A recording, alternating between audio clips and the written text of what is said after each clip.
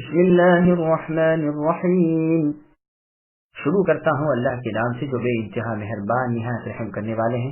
حامیم عین سین قاف كذلك يوحي إليك وإلى الذين من قبلك الله العزيز الحكيم له ما في السماوات وما في الأرض وهو العلي العظيم تكاد السماوات يتفطرن من فوقهن والملائكة يسبحون بحمد ربهم ويستغفرون لمن في الأرض ألا إن الله هو الغفور الرحيم والذين اتخذوا من دونه أولياء الله حفيظ عليهم وما أنت عليهم بوكيل۔ حامیم عین سین قاف۔ اللہ تعالیٰ جو زبردست ہے اور حکمت والے ہیں، اسی طرح آپ کی طرف اور آپ سے اگلوں کی طرف اے نبی وحی بھیجتے رہے ہیں۔ آسمانوں کی تمام چیزیں اور جو کچھ زمین میں ہے سب اللہ ہی کی ہیں۔ اللہ تعالیٰ برتر اور عظیم الشان ہے۔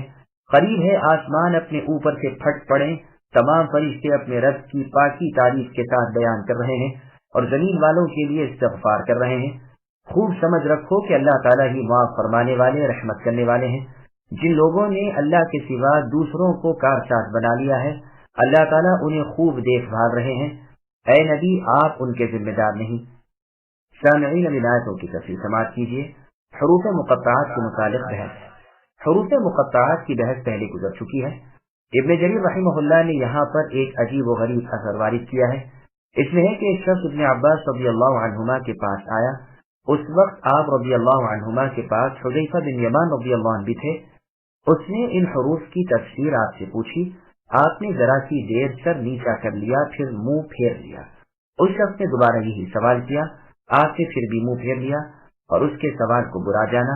اس نے پھر تیسری مرتبہ پوچھا، آپ نے پھر بھی کوئی جواب نہ دیا۔ اس پر حذیفہ رضی اللہ عنہ نے کہا، میں تجھے بتاتا ہوں اور مجھے یہ بھی معلوم ہے کہ ابن عباس رضی اللہ عنہما اسے کیوں ناپسند کر رہے ہیں۔ ان کے اہل بیت میں سے ایک شخص کے بارے میں نازل ہوئی ہے جسے عبد الالہ اور عبداللہ کہا جاتا ہوگا۔ وہ مشرق کی نہروں میں سے ایک نہر کے پاس اترے گا اور وہاں دو شہر بتائے گا۔ نہر کو کاٹ کر دونوں شہروں میں لے جائے گا۔ جب اللہ تعالیٰ ان کے ملک کے زوال کا اور ان کی دولت کے استحصال کا ارادہ کریں گے اور ان کا وقت ختم ہونے کو ہوگا تو ان دونوں شہروں میں سے ایک پر رات کے وقت آگ آئے گی جو اسے جلا کر بھسم کر دے گی۔ وہاں کے لوگ صبح کو دیکھ کر تعجب کریں گے، یہ معلوم ہوگا کہ گویا یہاں کچھ تھا ہی نہیں۔ صبح ہی صبح وہاں تمام بڑے بڑے سرکش متکبر مخالف حق لوگ جمع ہوں گے۔ اسی وقت اللہ تعالیٰ ان سب کو اس شہر سمیت غارت کر دیں گے۔ یہی معنی ہے حامیم عین سین قاف کے، یعنی اللہ تعالیٰ کی طرف سے یہ عزیمت یعنی ضروری ہے۔ یہ فتنہ قضا کیا ہوا یعنی فیصل شدہ ہے۔ اللہ تعالیٰ کی طرف سے عین سے مراد عدل، سین سے مراد سیکون یعنی یہ ان قریب ہو کر رہے گا، قاف سے مراد واقع ہونے والا۔ ان دونوں شہروں میں اس سے بھی زیادہ غربت والی ایک اور روایت مسند حافظ ابو یعلا کی دوسری جلد میں مسند ابن عباس رضی اللہ عنہما میں ہے، جو مرفوع بھی ہے لیکن اس کی سند بالکل ضعیف ہے اور منقطع بھی ہے۔ صحیح بخاری میں ہے کہ حارث ابن ہشام رضی اللہ عنہ نے رسول اللہ سے سوال کیا کہ اللہ کے رسول آپ پر وحی کس طرح نازل ہوتی ہے؟ رسول اللہ نے فرمایا، کبھی تو گھنٹی کی مسلسل آواز کی طرح جو مجھ پر بہت بھاری پڑتی ہے، جب وہ ختم ہوتی ہے تو مجھے جو کچھ کہا گیا ہے وہ سب یاد ہوتا ہے، اور کبھی فرشتہ انسانی صورت میں میرے پاس آتا ہے، مجھ سے باتیں کرتا ہے اور جو وہ کہتا ہے میں اسے یاد رکھ لیتا ہوں۔ عائشہ صدیقہ رضی اللہ عنہ فرماتی ہے کہ سخت جاڑوں کے دنوں میں بھی جب رسول اللہ پر وحی اترتی تھی تو شدت وحی سے رسول اللہ پانی پانی ہو جاتے تھے، یہاں تک کہ پیشانی سے پسینے کی بوندیں ٹپکنے لگتی تھی۔ شرح صحیح بخاری کے شروع میں ہم کیفیت وحی پر مفصل کلام کر چکے ہیں، الحمدللہ۔ پھر آگے اللہ تعالیٰ فرماتے ہیں کہ زمین و آسمان کی تمام مخلوق اللہ کی غلام ہے، اللہ کی ملکیت ہے، اللہ کے دباؤ تلے اور اللہ کے سامنے عاجز و مجبور ہے۔ وہ بلندیوں والے اور بڑائیوں والے ہیں، وہ بہت بڑے اور بہت بلند ہیں، وہ اونچائی والے اور کبریائی والے ہیں۔ اللہ کی عظمت و جلالت کا یہ حال ہے کہ قریب ہے آسمان پھٹ پڑے۔ فرشتے اللہ کی عظمت سے کپ کپائے ہوئے اللہ کی پاکی و تعریف بیان کرتے رہتے ہیں اور زمین والوں کے لیے مغفرت تلاش کرتے رہتے ہیں۔ جیسے اللہ تعالیٰ نے سورہ مؤمن کی آیت نمبر 7 میں فرمایا الذین یحملون العرش ومن حولہ الآیہ، یعنی عرش کو اٹھانے والے فرشتے اور اس کے قرب و جوار کے فرشتے اپنے رب کی تسبیح اور حمد بیان کرتے رہتے ہیں، اللہ پر ایمان رکھتے ہیں اور ایمان والوں کے لیے استغفار کرتے رہتے ہیں کہ اے ہمارے رب، آپ نے اپنی رحمت و علم سے ہر چیز کو گھیر رکھا ہے، بس آپ انہیں بخش دیجئے جنہوں نے توبہ کی ہے اور آپ کے راستے کے تابع ہیں، انہیں عذاب جہنم سے بھی بچا لیجئے۔ پھر آگے اللہ نے فرمایا کہ اے نبی جان لیجئے اللہ بخشنے والے اور مہربان ہیں۔ پھر فرماتے ہیں کہ مشرکوں کے اعمال کی دیکھ بھال میں آپ خود کر رہا ہوں، انہیں خود ہی پورا بدلہ دوں گا، آپ کا کام اے نبی صرف انہیں آگاہ کر دینا ہے، آپ ان پر کچھ داروغہ اور نگہبان تو نہیں۔ وَكَذَلِكَ أَوْحَيْنَا إِلَيْكَ قُرْآنًا عَرَبِيًّا لِتُنذِرَ أُمَّ الْقُرَى وَمَنْ حَوْلَهَا وَتُنذِرَ يَوْمَ الْجَمْعِ لَا رَيْبَ فِيهِ فَرِيقٌ فِي الْجَنَّةِ وَفَرِيقٌ فِي السَّعِيرِ وَلَوْ شَاءَ اللَّهُ لَجَعَلَهُمْ أُمَّةً وَاحِدَةً وَلَكِنْ يُدْخِلُ مَن يَشَاءُ فِي رَحْمَتِهِ وَالظَّالِمُونَ مَا لَهُم مِّن وَلِيٍّ وَلَا نَصِيرٍ۔ اور اسی طرح ہم نے آپ کی طرف اے نبی عربی قرآن کی وحی کی ہے، اس لیے کہ آپ مکے والوں کو اور اس کے آس پاس کے لوگوں کو آگاہ کر دیں اور جمع ہو چکے دن سے جس کے آنے میں کوئی شک نہیں ڈرا دیں، ایک گروہ جنت میں ہوگا اور ایک جہنم میں ہوگا۔ اگر اللہ تعالیٰ چاہتے تو ان سب کو ایک ہی طریقے کا بنا دیتے، لیکن وہ جسے چاہتے ہیں اپنی رحمت میں داخل کر لیتے ہیں، اور ظالموں کا حامی اور مددگار کوئی نہیں۔ سامعین اب آیتوں کی تفصیل سماعت کیجیے۔ مکہ مکرمہ کی فضیلت اور قیامت کا ذکر، یعنی جس طرح اے نبی آخر الزمان محمد صلی اللہ علیہ وسلم آپ سے پہلے انبیاء پر وحی الہی آتی رہی، آپ پر بھی یہ قرآن وحی کے ذریعے نازل کیا گیا ہے۔ یہ عربی زبان میں بہت واضح، بالکل کھلا ہوا اور سلجھے ہوئے بیان والا ہے، تاکہ آپ شہر مکہ کے رہنے والوں کو اللہ کے احکام اور اللہ کے عذابوں سے آگاہ کر دیں۔ نیز تمام اطراف عالم کے آس پاس سے مراد مشرق و مغرب کی ہر سمت پر مکہ مکرمہ کو ام القریٰ اس لیے کہا گیا ہے کہ یہ تمام شہروں سے افضل و بہتر ہے۔ اس کے دلائل بہت سارے ہیں جو اپنی اپنی جگہ مذکور ہیں۔ یہاں پر ایک دلیل جو مختصر بھی ہے اور صاف بھی ہے، سن لیجئے۔ سنن ترمذی، نسائی، سنن ابن ماجہ، مسند احمد وغیرہ میں ہے کہ عبداللہ ابن عدی ابن حبرہ زہری رضی اللہ عنہ فرماتے ہیں کہ میں نے خود رسول اللہ صلی اللہ علیہ وسلم کی زبان مبارک سے سنا، رسول اللہ مکہ مکرمہ کے بازار خزورہ میں کھڑے ہوئے فرما رہے تھے کہ اے مکہ، قسم ہے اللہ کی، تو اللہ کی ساری زمین سے اللہ کے نزدیک زیادہ محبوب اور زیادہ افضل ہے۔ اگر میں تجھ میں سے نہ نکالا جاتا تو قسم ہے اللہ کی ہرگز تجھے نہ چھوڑتا۔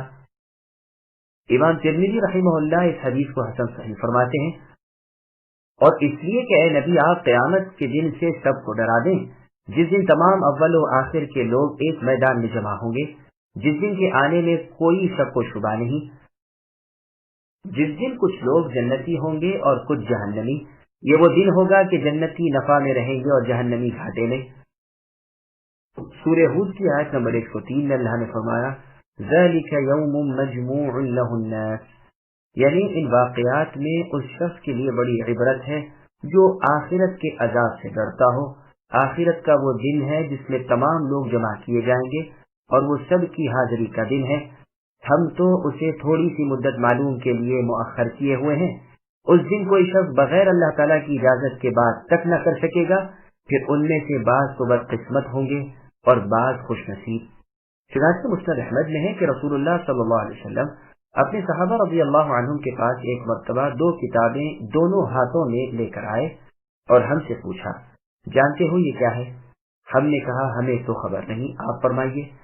رسول اللہ نے اپنی داہنی ہاتھ کی کتاب کی طرف اشارہ کر کے فرمایا، یہ رب العالمین کی کتاب ہے جس میں جنتیوں کے نام ہیں، مع ان کے والد کے اور ان کے قبیلے کے نام کے، اور آخر میں حساب کر کے میزان لگا دی گئی ہے، اب ان میں نہ ایک بڑھے نہ ایک گھٹے۔ پھر اپنے بائیں ہاتھ کی کتاب کی طرف اشارہ کر کے فرمایا، یہ دوزخیوں کے ناموں کا رجسٹر ہے، ان کے نام، ان کی ولدیت اور ان کی قوم سب اس میں لکھی ہوئی ہے۔ پھر آخر میں میزان لگا دی گئی ہے، ان میں بھی کمی بیشی ناممکن ہے۔ صحابہ رضی اللہ عنہم نے پوچھا پھر ہمیں عمل کی کیا ضرورت ہے جبکہ سب لکھا جا چکا ہے؟ رسول اللہ نے یہ سن کر فرمایا ٹھیک ٹھاک رہو، بھلائی کی نزدیکی لیے رہو، اہل جنت کا خاتمہ نیکیوں اور بھلے احوال پر ہی ہوگا گو وہ کیسے ہی اعمال کرتا ہو، اور اہل نار کا خاتمہ جہنمی اعمال پر ہی ہوگا گو وہ کیسے ہی کاموں کا مرتکب رہا ہو۔ پھر رسول اللہ نے اپنی دونوں مٹھیاں بند کر لی اور فرمایا تمہارے رب اللہ عز و جل بندوں کے فیصلوں سے فراغت حاصل کر چکے ہیں، ایک فرقہ جنت میں ہے اور ایک جہنم میں۔ اس کے ساتھ ہی آپ نے اپنے دائیں بائیں ہاتھوں سے اشارہ کیا گویا کوئی چیز پھینک رہے ہیں۔ یہ حدیث سنن ترمذی اور سنن نسائی میں ہے۔ بقول امام ترمذی رحمہ اللہ یہ حدیث حسن صحیح ہے۔ یہی حدیث اور کتابوں میں بھی ہے۔ کسی میں یہ بھی ہے کہ تمام عدل ہی عدل ہے۔ عبداللہ بن عمر رضی اللہ عنہما فرماتے ہیں اللہ تعالیٰ نے جب آدم علیہ السلام کو پیدا کیا اور ان کی تمام اولاد ان میں سے نکالی اور چوٹیوں کی طرح وہ میدان میں پھیل گئی تو اسے اپنی دونوں مٹھیوں میں لے لیا اور فرمایا ایک حصہ نیکوں کا دوسرا بدوں کا، پھر انہیں پھیلا دیا، دوبارہ انہیں سمیٹ دیا اور اسی طرح اپنی مٹھیوں میں لے کر فرمایا ایک حصہ جنتی اور دوسرا جہنمی۔ یہ روایت موقوف ہی ٹھیک ہے، یعنی ابن عمر رضی اللہ عنہما کا اپنا قول ہے، واللہ اعلم، لیکن حکم نہیں نبی صلی اللہ علیہ وسلم کے فرمان کے مماثل ہے۔ مسند احمد کی حدیث میں ہے کہ ابو عبداللہ نامی صحابی بیمار تھے، ہم لوگ ان کی بیمار پرسی کے لیے گئے، دیکھا کہ رو رہے ہیں تو کہا کہ آپ کیوں روتے ہیں؟ آپ سے تو رسول اللہ نے فرمایا ہے کہ اپنی مونچھیں کم رکھا کرو یہاں تک کہ مجھ سے ملو۔ اس پر صحابی نے فرمایا یہ تو ٹھیک ہے لیکن مجھے تو حدیث رلا رہی ہے کہ میں نے رسول اللہ صلی اللہ علیہ وسلم سے سنا ہے اللہ تعالیٰ نے اپنی دائیں مٹھی میں مخلوق لی اور اسی طرح دوسرے ہاتھ کی مٹھی میں بھی، اور فرمایا یہ لوگ اس کے لیے ہیں یعنی جنت کے لیے، اور یہ اس کے لیے ہیں یعنی جہنم کے لیے، اور مجھے کچھ پرواہ نہیں، بس مجھے خبر نہیں کہ اللہ تعالیٰ کی کس مٹھی میں میں تھا۔ اس طرح کی اس بات تقدیر کی اور بھی بہت سی حدیثیں ہیں۔ پھر آگے اللہ فرماتے ہیں اگر اللہ تعالیٰ کو منظور ہوتا تو سب کو ایک ہی طریقے پر کر دیتے، یعنی یا تو ہدایت پر یا گمراہی پر، لیکن رب تعالیٰ نے ان میں تفاوت رکھا، بعض کو حق کی ہدایت کی اور بعض کو اس سے بھلا دیا۔ اپنی حکمت کو وہی جانتے ہیں، وہ جسے چاہیں اپنی رحمت تلے کھڑا کر لیں، اور ظالموں کا حمایتی اور مددگار کوئی نہیں ہوتا۔ ابن جریر کی تفسیر میں ہے اللہ تعالیٰ سے موسیٰ علیہ السلام نے عرض کی اے میرے رب آپ نے اپنی مخلوق کو پیدا کیا، پھر تو ان میں سے کچھ کو آپ جنت میں لے جائیں گے اور کچھ اوروں کو جہنم میں، کیا اچھا ہوتا کہ سب ہی جنت میں جاتے۔ اللہ تعالیٰ نے ارشاد فرمایا موسیٰ اپنے پیر آہن اونچا کرو، آپ نے اونچا کیا، پھر فرمایا اور اونچا کرو، آپ نے اور اونچا کیا، فرمایا اور اوپر کو اٹھاؤ، جواب دیا اے اللہ اب تو سارے جسم سے اونچا کر لیا بجز اس جگہ کے جس کے اوپر سے ہٹانے میں خیر نہیں۔ فرمایا پس اسی طرح میں بھی اپنی تمام مخلوق کو جنت میں داخل کروں گا بجز ان کے جو بالکل ہی خیر سے خالی ہیں۔ اے اللہ ہم آپ سے آپ کی صفت رحمت کے وسیلے سے سوال کرتے ہیں کہ آپ ہمیں جنت میں داخل فرمائیں اور جہنم کی آگ سے محفوظ و مأمون رکھیں، آمین۔ ام اتخذوا من دونه اولیاء فاللہ هو الولی وهو يحيي الموتى وهو على كل شيء قدير وما اختلفتم فيه من شيء فحكمه إلى الله ذلكم الله ربي عليه توكلت وإليه أنيب فاطر السماوات والأرض جعل لكم من أنفسكم أزواجا ومن الأنعام أزواجا يذرأكم فيه ليس كمثله شيء وهو السميع البصير له مقاليد السماوات والأرض يبسط الرزق لمن يشاء ويقدر إنه بكل شيء عليم۔ کیا ان لوگوں نے اللہ کے سوا اور کارساز بنا لیے ہیں؟ حقیقت میں تو اللہ ہی کارساز ہے، وہی مردوں کو زندہ کریں گے اور وہی ہر چیز پر قادر ہیں، اور جس چیز میں تمہارا اختلاف ہو اس کا فیصلہ اللہ تعالیٰ ہی کی طرف ہے۔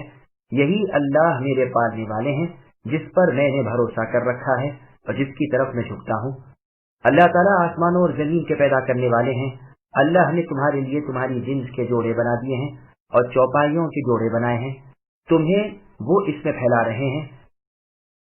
اللہ کے جیسا کوئی ہے ہی نہیں، اور اللہ سنتے ہیں اور دیکھتے ہیں۔ آسمانوں اور زمین کی کنجیاں اللہ ہی کی ہیں، جس کی چاہے روزی کشادہ کر دے اور تنگ کر دے۔ یقیناً اللہ تعالیٰ ہر چیز کو جاننے والے ہیں۔ سامعین اب آیتوں کی تفصیل سماعت کیجیے۔ حقیقی خالق اور معبود برحق اللہ تعالیٰ ہی ہے۔ اللہ تعالیٰ مشرکین کے اس مشرکانہ فعل کی قباحت و برائی بیان فرماتے ہیں جو وہ اللہ کے ساتھ شریک کیا کرتے تھے اور دوسروں کی پرستش کرتے تھے، اور بیان فرماتے ہیں کہ سچا ولی اور حقیقی کارساز تو میں ہوں، مردوں کو زندہ کرنا میری صفت ہے، ہر چیز پر قابو اور قدرت رکھنا میرا وصف ہے، پھر میرے سوا اور کی عبادت کیسی؟ پھر آگے اللہ فرماتے ہیں جس کسی امر میں تم میں اختلاف رونما ہو جائے اس کا فیصلہ اللہ کی طرف لے جاؤ، یعنی تمام دینی اور دنیاوی اختلاف کے فیصلے کی چیز اللہ کی کتاب اور رسول صلی اللہ علیہ وسلم کی سنت کو مانو۔ جیسے سورہ نساء کی آیت نمبر 59 میں اللہ نے فرمایا فَإِن تَنَازَعْتُمْ فِي شَيْءٍ فَرُدُّوهُ إِلَى اللَّهِ وَالرَّسُولِ کہ اگر تم میں کوئی جھگڑا ہو تو اسے اللہ تعالیٰ کی اور اللہ کے رسول صلی اللہ علیہ وسلم کی طرف لوٹا لے جاؤ۔ پھر فرماتے ہیں کہ وہ اللہ جو ہر چیز پر حاکم ہے وہی میرے رب ہے، میرا توکل اور بھروسہ اللہ ہی پر ہے، اور میں اپنے تمام کام اللہ ہی کے سپرد کرتا ہوں اور ہر وقت اللہ کی جانب رجوع کرتا ہوں۔ وہ آسمان و زمین اور اس کے درمیان کی کل مخلوق کے تنے تنہا پیدا کرنے والے ہیں۔ اللہ کا احسان دیکھو کہ اللہ نے تمہاری ہی جنس اور تمہاری ہی شکل کے تمہارے جوڑے بنا دیے، یعنی مرد و عورت، اور چوپائیوں کے بھی جوڑے پیدا کیے جو 8 ہیں۔ وہ اسی پیدائش میں تمہیں پیدا کرتے ہیں، یعنی اللہ کی صفت پر، یعنی جوڑ جوڑ پیدا کرتے جا رہے ہیں، نسلیں کی نسلیں پھیلا دی، قرنوں گزر گئے اور سلسلہ اسی طرح چلا آ رہا ہے، ادھر انسانوں کا ادھر جانوروں کا۔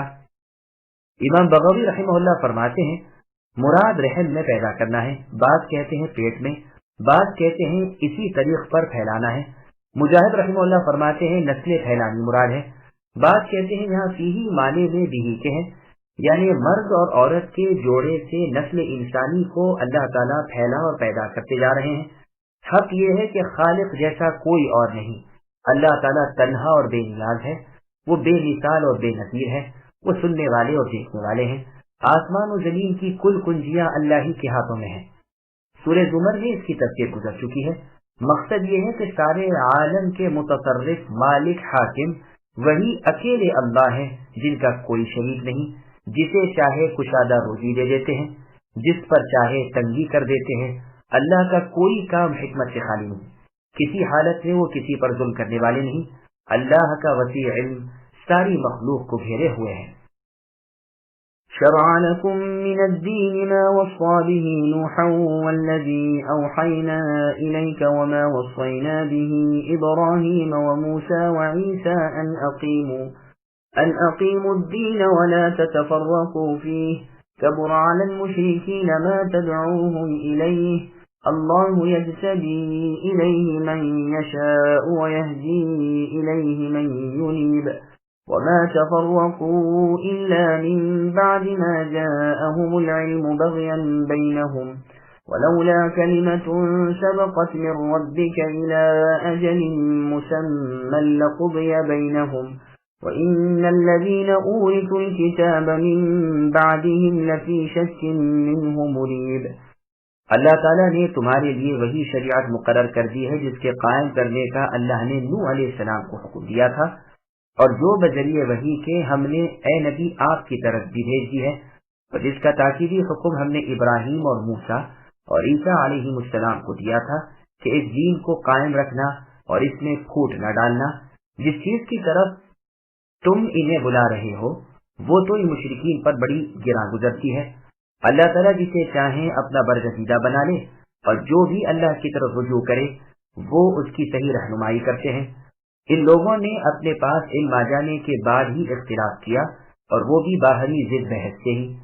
اور اگر آپ کے رب کی بات اے نبی ایک وقت مقرر تک کے لیے پہلے ہی سے قرار پا گئی ہوئی نہ ہوتی تو یقیناً ان کا فیصلہ ہو چکا ہوتا، اور جن لوگوں کو ان کے بعد کتاب دی گئی ہے وہ بھی اس کی طرف سے شک اور تردد میں پڑے ہوئے ہیں۔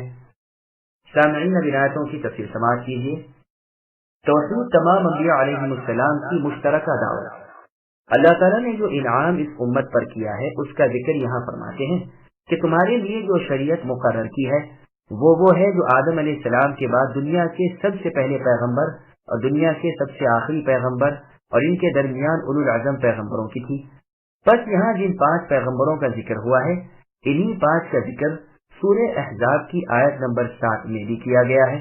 فرمایا وَإِذْ أَخَذْنَا مِنَ النَّبِيِّينَ مِيثَاقَهُمْ، وہ دین جو تمام انبیاء کا مشترک طور پر ہے وہ اللہ واحد کی عبادت ہے، جیسے اللہ تعالیٰ نے سورہ انبیاء کی آیت نمبر 25 میں فرمایا وَمَا أَرْسَلْنَا مِنْ قَبْلِكَ مِنْ رَسُولٍ إِلَّا نُوحِي إِلَيْهِ أَنَّهُ لَا إِلَهَ إِلَّا أَنَا فَاعْبُدُونِ، یعنی اے نبی آپ سے پہلے جتنے بھی رسول آئے ہیں ان سب کی طرف ہم نے یہی وحی کی ہے کہ معبود برحق میرے سوا کوئی نہیں، بس تم سب میری ہی عبادت کرتے رہو۔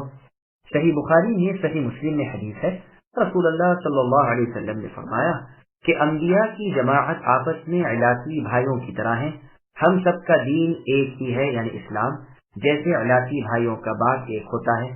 الغرض احکام شرع میں وہ جزوی اختلاف ہو لیکن اصولی طور پر دین ایک ہی ہے، اور وہ توحید باری تعالی عز اسمہ ہے۔ اللہ تعالیٰ نے سورہ مائدہ کی آیت نمبر 48 میں فرمایا لِكُلٍّ جَعَلْنَا مِنْكُمْ شِرْعَةً وَمِنْهَاجًا، یعنی تم میں سے ہر ایک کے لیے ہم نے شریعت و راہ بنا دی ہے۔ یہاں اس وحی کی تفصیل یوں بیان ہو رہی ہے کہ دین کو قائم رکھو، جماعت بندی کے ساتھ اتفاق سے رہو، اختلاف اور پھوٹ نہ کرو۔ پھر آگے اللہ فرماتے ہیں یہی توحید کی سزائیں ان مشرکوں کو ناگوار گزرتی ہیں۔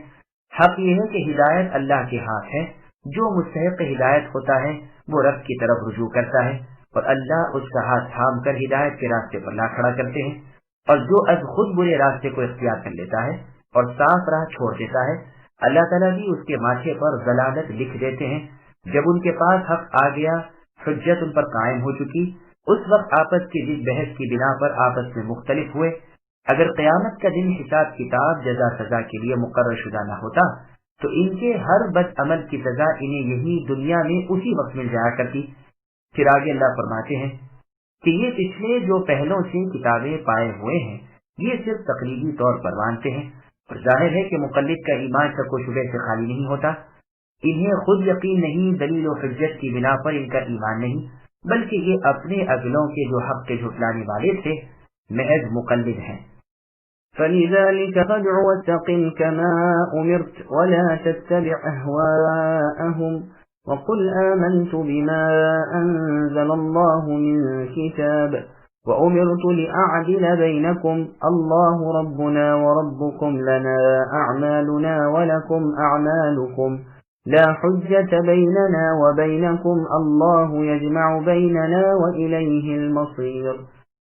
پس اے نبی آپ لوگوں کو اللہ ہی کی طرف بلاتے رہیے اور جو کچھ آپ سے کہا گیا ہے اس پر مضبوطی سے جم جائیے اور ان کی خواہشوں پر نہ چلیے، اور کہہ دیجئے کہ اللہ تعالیٰ نے جتنی کتابیں نازل فرمائی ہیں میرا ان پر ایمان ہے، اور مجھے حکم دیا گیا ہے کہ تم میں انصاف کرتا رہوں۔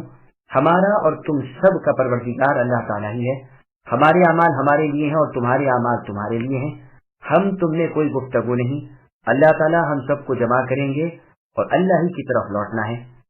سامعین، ابھی آیت کی تفسیر سماعت کیجیے۔ 10 مستقل کلمے۔ اس آیت میں ایک لطیفہ ہے جو قرآن کریم کی صرف ایک اور آیت میں پایا جاتا ہے، باقی کسی اور آیت میں نہیں۔ وہ یہ کہ اس میں 10 کلمے ہیں جو سب مستقل ہیں، الگ الگ ایک ایک کلمہ اپنی ذات میں ایک مستقل حکم ہے۔ یہی بات دوسری آیت یعنی آیت الکرسی میں بھی ہے۔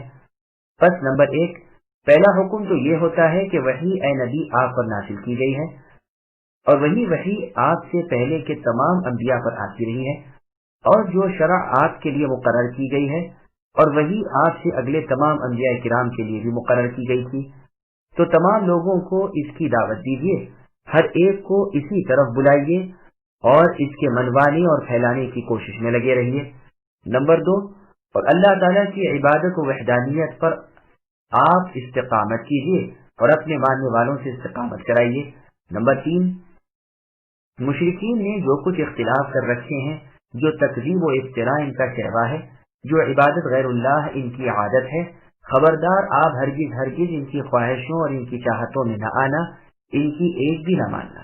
نمبر 4، اور علن اعلان اپنی اس عقیدے کی تبلیغ کیجیے کہ اللہ کی نازل کردہ تمام کتابوں پر میرا ایمان ہے، میرا یہ کام نہیں کہ ایک کو مانوں اور دوسرے سے انکار کروں، ایک کو لوں اور ایک کو چھوڑوں۔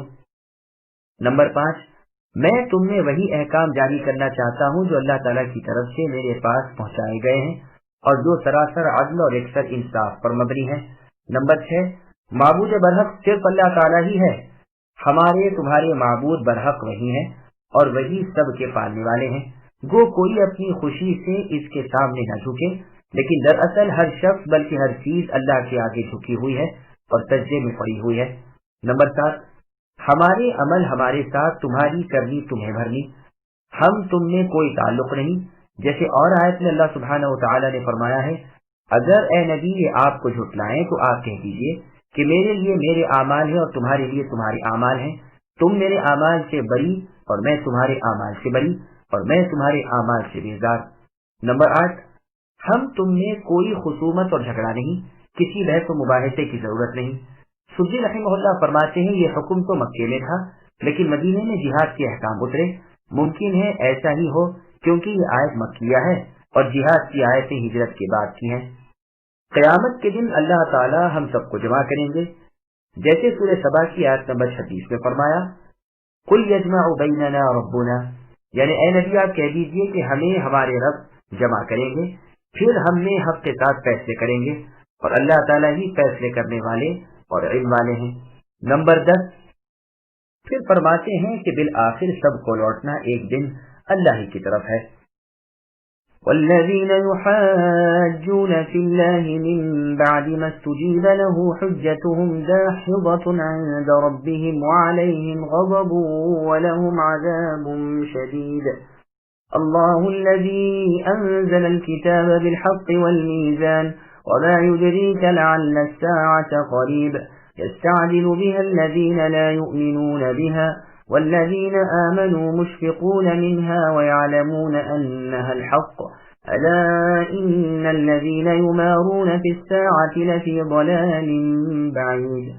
اور جو لوگ اللہ تعالیٰ کی باتوں میں جھگڑے ڈالتے ہیں اس کے بعد کہ مخلوق اسے مان چکی، ان کی کٹ حجتی اللہ کے نزدیک باطل ہے اور ان پر غضب ہے اور ان کے لیے سخت مار ہے۔ اللہ تعالیٰ نے حق کے ساتھ کتاب نازل فرمائی ہے اور ترازو بھی اتاری ہے، اور اے نبی آپ کو کیا خبر شاید قیامت قریب ہی ہو۔ اس کی جلدی انہیں پڑی ہے جو قیامت کے آنے کو نہیں مانتے، اور جو اس کے آنے پر یقین رکھتے ہیں وہ تو اس سے لرزاں و ترساں ہیں، انہیں اس کے حق ہونے کا پورا علم ہے۔ یاد رکھو جو لوگ قیامت کے معاملے میں لڑ جھگڑ رہے ہیں وہ دور کی گمراہی میں پڑے ہوئے ہیں۔ سامعین اب آیتوں کی تفسیر سماعت کیجیے۔ مسلمان مرد و عورت قیامت سے خوف زدہ رہتے ہیں۔ اللہ تبارک و تعالی ان لوگوں کو ڈراتے ہیں جو ایمانداروں سے فضول حجتیں کیا کرتے ہیں، انہیں راہ ہدایت سے بہکانا چاہتے ہیں اور اللہ کے دین میں جھگڑے نکالتے ہیں۔ ان کی حجت باطل ہے، ان پر پروردگار غضبناک ہے اور انہیں قیامت کے روز سخت ناقابل برداشت مار ماری جائے گی۔ ان کی تما پوری ہونی یعنی مسلمانوں میں پھر دوبارہ جاہلیت کی خوب آنی محال ہے۔ ٹھیک اسی طرح یہود و نصارہ کا بھی جادو نہیں چلنے دے گا۔ ناممکن ہے کہ مسلمان ان کے موجودہ دین کو اپنے سچے سچے اصلی اور بے ملوثنی کے دین پر ترجیح دیں اور اس دین کو لیں جس میں جھوٹ ملا ہوا ہے، جو محرف و مبدل ہے۔ پھر آگے اللہ فرماتے ہیں اللہ تعالیٰ نے حق کے ساتھ کتاب نازل فرمائی اور عدل و انصاف اتارا، جیسا کہ اللہ نے سورہ حدید کی آیت نمبر 25 میں فرمایا، لقد ارسلنا رسولنا بالبینات، یعنی ہم نے اپنے رسولوں کو ظاہر دلیلوں کے ساتھ بھیجا اور ان کے ہمراہ کتاب اور میزان اتارا تاکہ لوگ انصاف پر قائم ہو جائیں۔ اور سورہ رحمان کی آیت نمبر 7 میں فرمایا والسماء رفعها ووضع الميزان، یعنی آسمان کو اللہ ہی نے اونچا کیا اور ترازو کو اللہ ہی نے رکھا تاکہ تم تولنے میں کمی بیشی نہ کرو اور انصاف کے ساتھ وزن کو ٹھیک رکھو اور تول کو مت گھٹاؤ۔ پھر آگے اللہ فرماتے ہیں کہ آپ اے نبی نہیں جان سکتے کہ قیامت بالکل قریب ہے، اس میں خوف اور لالچ دونوں ہی ہیں اور اس میں دنیا سے بے رغبت کرنا بھی مقصود ہے۔ پھر فرمایا قیامت کے دن کے منکر تو جلدی مچا رہے ہیں کہ قیامت کیوں نہیں آتی، وہ کہتے ہیں کہ اگر سچے ہو تو قیامت قائم کر دو، کیونکہ ان کے نزدیک قیامت کا ہونا محال ہے، لیکن ان کے برخلاف ایماندار اس سے کاپ رہے ہیں کیونکہ ان کا عقیدہ ہے کہ روز جزا کا آنا ضروری اور حتمی ہے۔ یہ اس سے ڈر کر وہ اعمال بجا لا رہے ہیں جو انہیں اس روز کام دیں۔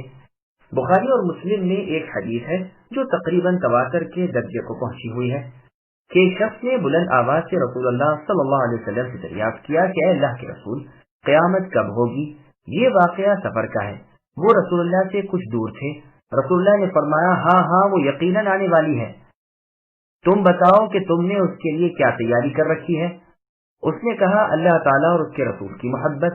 رسول اللہ نے فرمایا تم ان کے ساتھ ہوگے جن سے تم کو محبت ہے۔ اور بخاری ہی کی نیز مسلم کی ایک اور حدیث میں ہے، رسول اللہ کا فرمان ہے کہ ہر شخص اس کے ساتھ ہوگا جس سے وہ محبت رکھتا تھا۔ یہ حدیث یقیناً متواتر ہے۔ الغرض رسول اللہ نے اس سوال کے جواب میں قیامت کے وقت کی تعیین نہیں کی، بلکہ سائل کو اس دن کے لیے تیاری کرنے کو فرمایا۔ پس قیامت کے آنے کے وقت کا علم بجز اللہ تعالیٰ کے کسی اور کو نہیں۔ پھر آگے اللہ فرماتے ہیں کہ قیامت کے آنے میں جو لوگ جھگڑ رہے ہیں اور اس کے منکر ہیں اور اسے محال جانتے ہیں، وہ لوگ نرے جاہل ہیں، سچی سمجھ صحیح عقل سے دور پڑے ہوئے ہیں، سیدھے راستے سے بھٹک کر بہت دور نکل گئے ہیں۔ تعجب ہے کہ زمین و آسمان کا ابتدائی خالق اللہ تعالیٰ کو مانے اور انسان کو مار ڈالنے کے بعد دوبارہ زندہ کر دینے پر اللہ کو قادر نہ جانے، جس نے بغیر کسی نمونے کے اور بغیر کسی جز کے ابتداءً اسے پیدا کر دیا، تو دوبارہ جبکہ اس کے اجزاء بھی کسی نہ کسی صورت میں کچھ نہ کچھ موجود ہیں، اسے پیدا کرنا اللہ پر کیوں کر مشکل ہے؟ یہ بالکل آسان ہے، بلکہ عقل سلیم بھی تسلیم کرتی ہے کہ اب تو اور بھی آسان ہے۔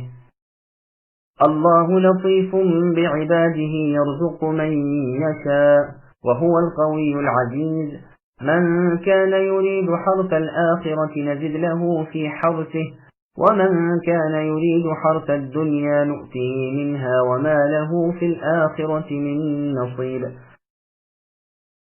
أم لهم شركاء شرعوا لهم من الدين ما لم يأذن به الله ولولا كلمة الفصل لقضي بينهم وإن الظالمين لهم عذاب أليم ترى الظالمين مشفقين مما كسبوا وهم واقع بهم والذين آمنوا وعملوا الصالحات في روضات الجنات لهم ما يشاءون عند ربهم ذلك هو الفضل الكبير۔ اللہ تعالیٰ اپنے بندوں پر بڑے ہی لطف کرنے والے ہیں، جسے چاہتے ہیں کشادہ روزی دیتے ہیں، وہ بڑی طاقت اور بڑے غلبے والے ہیں۔ جس کا ارادہ آخرت کی کھیتی کا ہو ہم اسے اس کی کھیتی میں اور ترقی دیں گے، اور جو دنیا کی کھیتی کی طلب رکھتا ہو ہم اسے اس میں سے ہی کچھ دے دیں گے۔ ایسے شخص کا آخرت میں کوئی حصہ نہیں۔ کیا ان لوگوں نے ایسے اللہ کے شریک مقرر کر رکھے ہیں جنہوں نے ایسے احکام دین مقرر کر دیے ہیں جو اللہ کے فرمائے ہوئے نہیں ہیں؟ اگر فیصلے کے دن کا وعدہ نہ ہوتا تو ابھی ہی ان میں فیصلہ کر دیا جاتا۔ یقیناً ان ظالموں کے لیے ہی دردناک عذاب ہے۔ آپ اے نبی دیکھیں گے کہ یہ ظالم اپنے اعمال سے ڈر رہے ہوں گے جو یقیناً ان پر واقع ہونے والے ہیں، اور جو لوگ ایمان لائے اور انہوں نے نیک اعمال کیے وہ جنتوں کے باغات میں ہوں گے، وہ جو چاہت کریں اپنے رب کے پاس موجود پائیں گے، یہی ہے بڑا فضل۔ سامعین اب آیتوں کی تفصیل سماعت کیجیے۔ تمام مخلوقات کے رازق اللہ تعالیٰ ہی ہیں۔ اللہ تعالیٰ خبر دیتے ہیں کہ وہ اپنے بندوں پر بڑے مہربان ہیں، ایک کو دوسرے کے ہاتھ روزی پہنچا رہے ہیں، ایک بھی نہیں جسے اللہ تعالیٰ بھول جائے۔ نیک بد ہر ایک اللہ کے ہاں کا وظیفہ خوار ہے، جیسے اللہ تعالیٰ نے سورہ ہود کی آیت نمبر 6 میں فرمایا وَمَا مِن دَابَّةٍ فِي الْأَرْضِ إِلَّا عَلَى اللَّهِ رِزْقُهَا الآیہ، یعنی زمین پر چلنے والے تمام جانداروں کی روزیوں کا ذمہ اللہ تعالیٰ کا ہے۔ وہ ہر ایک کی رہنے سہنے کی جگہ کو بخوبی جانتے ہیں اور سب کچھ لوح محفوظ میں لکھا ہوا بھی ہے۔ وہ جس کے لیے چاہتے ہیں کشادہ روزی مقرر کرتے ہیں، وہ طاقتور ہیں، غالب ہیں، جسے کوئی چیز مخلوق نہیں کر سکتی۔ پھر آگے اللہ فرماتے ہیں جو آخرت کے اعمال کی طرف توجہ کرتا ہے ہم خود اس کی مدد کرتے ہیں، اسے قوت طاقت دیتے ہیں، اس کی نیکیاں بڑھاتے رہتے ہیں، کسی نیکی کو 10 گنی کر دیتے ہیں، کسی کو 700 گنی، کسی کو اس سے بھی زیادہ۔ الغرض آخرت کی چاہت جس کے دل میں ہوتی ہے اس شخص کو نیک اعمال کی توفیق اللہ تعالیٰ کی طرف سے عطا فرمائی جاتی ہے، اور جس کی تمام کوشش دنیا حاصل کرنے کی ہوتی ہے آخرت کی طرف اس کی توجہ نہیں ہوتی تو وہ دونوں جہان سے محروم رہتا ہے۔ دنیا کا ملنا اللہ تعالیٰ کے ارادے پر موقوف ہے، ممکن ہے وہ ہزاروں جتن کرے اور دنیا سے بھی محروم رہ جائے، بدنیتی کے باعث عقبہ یعنی آخری انجام تو برباد کر ہی چکا تھا، دنیا بھی نہ ملی تو دنیا جہان سے گیا گزرا، اور اگر تھوڑی سی دنیا ملتی گئی تو کیا، دنیا کا طالب اور آخرت کو چاہنے والا۔ چنانچہ دوسری آیت میں اس مضمون کو مقید بیان کیا گیا ہے۔ اللہ تعالیٰ سورہ بنی اسرائیل کی آیت نمبر 18 میں فرماتے ہیں من كان يريد العاجلة عجلنا له فيها ما نشاء لمن نريد الآیہ، یعنی جو شخص دنیا طلب ہوگا ایسوں میں سے ہم جسے چاہیں اور جتنا چاہیں دے دیں گے، پھر اس کے لیے جہنم تجویز کریں گے جس میں وہ بدحال اور راندہ درگاہ ہو کر داخل ہوگا، اور جو آخرت کی طلب کرے گا اور اس کے لیے کوشش کرنی چاہیے کرے گا اور ہوگا بھی وہ با ایمان، تو ناممکن ہے کہ ایسوں کی کوشش کی قدردانی نہ کی جائے۔ دنیاوی بخشش و عطا تو عام ہے، اس سے ان کی سب کی امداد ہم کیا کرتے ہیں، اور آپ کے رب کی یہ دنیاوی عطا کسی پر بند نہیں۔ خود دیکھ لیجئے کہ ہم نے ایک کو دوسرے پر کس طرح فوقیت دے رکھی ہے۔ یقین مانو کہ درجوں کے اعتبار سے بھی اور افضلیت کی حیثیت سے بھی آخرت بہت بڑی ہے۔ چنانچہ مسند احمد، نیز مستدرک حاکم اور صحیح ابن حبان میں ہے، رسول اللہ صلی اللہ علیہ وسلم فرماتے ہیں کہ اس امت کو برتری اور بلندی کی، نصرت اور سلطنت کی خوشخبری ہو۔ ان میں سے جو شخص دینی عمل دنیا کے لیے کرے گا اسے آخرت میں کوئی حصہ نہ ملے گا۔ پھر آگے اللہ فرماتے ہیں کہ یہ مشرکین اللہ کے دین کی تو پیروی کرتے نہیں، بلکہ جن شیاطین اور انسانوں کو انہوں نے اپنا بڑا سمجھ رکھا ہے، یہ جو احکام انہیں بتاتے ہیں یہ انہی احکام کے مجموعے کو دین سمجھتے ہیں، حلال و حرام اپنے ان بڑوں کے کہنے پر سمجھتے ہیں، عبادتوں کے طریقے انہی کے ایجاد کردہ ہیں جو یہ برت رہے ہیں۔ اسی طرح مال کے احکام بھی از خود تراشیدہ ہیں جنہیں شرعی سمجھ بیٹھے ہیں۔ چنانچہ جاہلیت میں بعض جانوروں کو انہوں نے از خود حرام کر لیا تھا، مثلا وہ جانور جس کا کان چیر کر اپنے معبودان باطل کے نام پر چھوڑ دیتے تھے اور داغ دے کر سانڈ چھوڑ دیتے تھے، اور مادہ بچے کو حمل کی صورت میں ہی ان کے نام کر دیتے تھے۔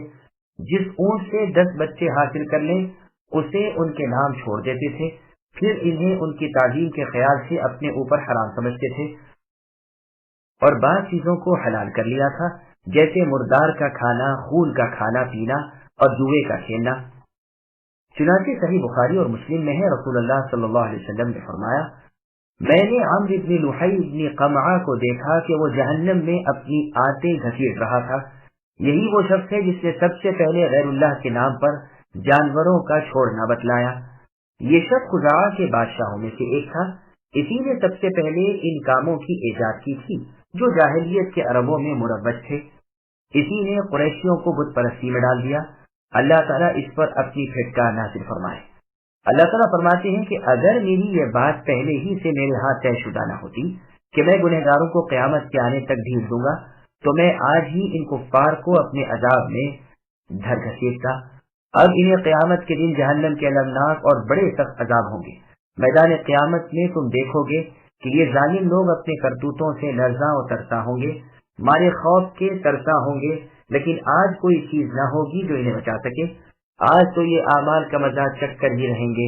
ان کے بالکل برعکس ایماندار نیکوکار لوگوں کا حال ہوگا کہ وہ امن و چین سے جنتوں کے باغات میں مزے کر رہے ہوں گے۔ ان کی ذلت، رسوائی، ڈر، خوف، ان کی عزت، بڑائی، امن چین کو خیال کر لو۔ وہ طرح طرح کی مصیبتوں تکلیفوں میں ہوں گے، اور یہ اہل ایمان جنت میں طرح طرح کی راحتوں اور لذتوں میں ہوں گے۔ عمدہ بہترین غذائیں، بہترین لباس، بہترین مکانات، بہترین بیویاں اور بہترین ساز و سامان انہیں ملے ہوں گے، جن کا دیکھنا سننا تو کہاں کسی انسان کے ذہن اور تصور میں بھی یہ چیزیں نہیں آ سکتی۔ ابو طیبہ رضی اللہ عنہ فرماتے ہیں جنتیوں کے سروں پر ابر آئے گا اور انہیں ندا ہوگی کہ بتلاؤ کس چیز کا برسنا چاہتے ہو، پس جو لوگ جس چیز کا برسانا چاہیں گے وہی چیز ان پر اس بادل سے برسے گی، یہاں تک کہ کہیں گے ہم پر ابھرے ہوئے سینے والی ہم عمر عورتیں برسائی جائیں، چنانچہ وہی برسیں گی۔ اسی لیے فرمایا کہ فضل کبیر یعنی زبردست کامیابی، کامل نعمت یہی تو ہے۔ ذلك الذي يبشر الله عباده الذين آمنوا وعملوا الصالحات قل لا أسألكم عليه أجرا إلا المودة في القربى ومن يقترف حسنة نزد له فيها حسنا إن الله غفور شكور أم يقولون افترى على الله كذبا فإن يشاء الله يختم على قلبك ويمحو الله الباطل ويحق الحق بكلماته إنه عليم بذات الصدور. یہی وہ ہے جس کی بشارت اللہ تعالیٰ اپنے بندوں کو دے رہے ہیں جو ایمان لائے اور سنت کے مطابق عمل کیے. اے نبی آپ کہہ دیجئے کہ میں اس پر تم سے کوئی بدلہ نہیں چاہتا مگر محبت رشتہ داری کی. جو شخص کوئی نیکی کرے ہم اس کے لیے اس کی نیکی میں اور حسن بڑھا دیں گے. بے شک اللہ تعالیٰ بہت بخشنے والے اور بہت قدردان ہے. کیا یہ کہتے ہیں کہ پیغمبر صلی اللہ علیہ وسلم نے اللہ پر جھوٹ افترا کر لیا ہے؟ اگر اللہ تعالیٰ چاہے تو آپ کے دل پر مہر لگا دے. اللہ تعالیٰ اپنی باتوں سے جھوٹ کو مٹا دیتے ہیں اور سچ کو ثابت رکھتے ہیں اور بے شک وہ سینوں کی باتوں کو جاننے والے ہیں. سامعین آیتوں کی تفصیل سماعت کیجیے. قرابت داری کا مفہوم. اوپر کی آیتوں میں جنت کی نعمتوں کا ذکر کر کے بیان فرما رہے ہیں کہ ایماندار نیککار بندوں کو اللہ کی بشارت ہو. پھر اپنے نبی سے فرماتے ہیں کہ قریش کے ان مشرکین سے اے نبی کہہ دیجیے کہ اس تبلیغ پر اور اس تمہاری خیر خواہی پر میں تم سے کچھ طلب تو نہیں کر رہا. تمہاری بھلائی تو ایک طرف رہی. تم اگر اپنی برائی سے ہی ٹل جاؤ اور مجھے رب کی رسالت پہنچانے دو اور قرابت داری کے رشتے کو سامنے رکھ کر میری رضا رسانی سے ہی رک جاؤ تو یہی بہت ہے. صحیح بخاری میں ہے کہ ابن عباس رضی اللہ عنہما سے اس آیت کی تفسیر دریافت کی گئی تو سعید بن جبیر رحمہ اللہ نے کہا اس سے مراد قرابت آل محمد ہے. یہ سن کر ابن عباس رضی اللہ عنہما نے فرمایا تم نے عزلت سے کام لیا. سنو قریش کے جس قدر قبیلے تھے سب کے ساتھ رسول اللہ کی رشتہ داری تھی تو مطلب یہ ہے کہ تم اس رشتہ داری کا لحاظ رکھو جو مجھ میں اور تم میں ہے. مجاہد، اکرمہ، قتادہ، سدی، ابو مالک اور عبد الرحمن رحمہم اللہ بھی اس آیت کی یہی تفسیر کرتے ہیں. دوسرا قول آپ کی یہ طلب کہ لوگ اللہ تعالیٰ کی نزدیکی حاصل کر لیں. تیسرا قول جو سعید بن جبیر رحمہ اللہ کی روایت سے گزرا کہ تم میری قرابت کے ساتھ احسان اور نیکی کرو. ابو الدیلم کا بیان ہے کہ جب علی ابن حسین رحمہ اللہ کو قید کر کے لایا گیا اور دمشق کے بالا خانے میں رکھا گیا تو ایک شامی نے کہا اللہ تعالیٰ کا شکر ہے کہ اللہ نے تمہیں قتل کرایا اور تمہارا ناس کرا دیا اور فتنے کی ترقی کو روک دیا. یہ سن کر آپ نے فرمایا کیا تم نے قرآن بھی پڑھا ہے؟ اس نے کہا کیوں نہیں. فرمایا اس نے حامیم والی صورتیں بھی پڑھی ہیں. اس نے کہا واہ، سارا قرآن پڑھ لیا اور حامیم والی صورتیں نہیں پڑھی. آپ نے فرمایا پھر کیا ان میں اس آیت کی تلاوت تو نے نہیں کی؟ قل لا اسألکم علیہ اجرا الا المودۃ فی القربى، یعنی میں تم سے کوئی اجر طلب نہیں کرتا مگر محبت قرابت کی. اس نے کہا پھر کیا تم وہ ہو؟ آپ نے فرمایا ہاں. عامر بن شعیب رحمہ اللہ سے جب اس آیت کی تفسیر پوچھی گئی تو آپ نے فرمایا مراد رسول اللہ صلی اللہ علیہ وسلم کے قریب رشتہ دار ہیں. ابن جریر کی تفسیر میں ہے کہ انصار نے اپنی خدمات اسلام گنوائیں گویا فخر کے طور پر. اس پر ابن عباس یا عباس رضی اللہ عنہ نے فرمایا ہم تم سے افضل ہیں. جب یہ خبر رسول اللہ کو ملی تو آپ ان کی مجلس میں آئے اور فرمایا انصاریوں کیا تم ذلت کی حالت میں نہ تھے؟ پھر اللہ نے تمہیں میری وجہ سے عزت بخشی. انہوں نے کہا بے شک اللہ کے رسول سچے ہیں. فرمایا کیا تم گمراہ نہ تھے؟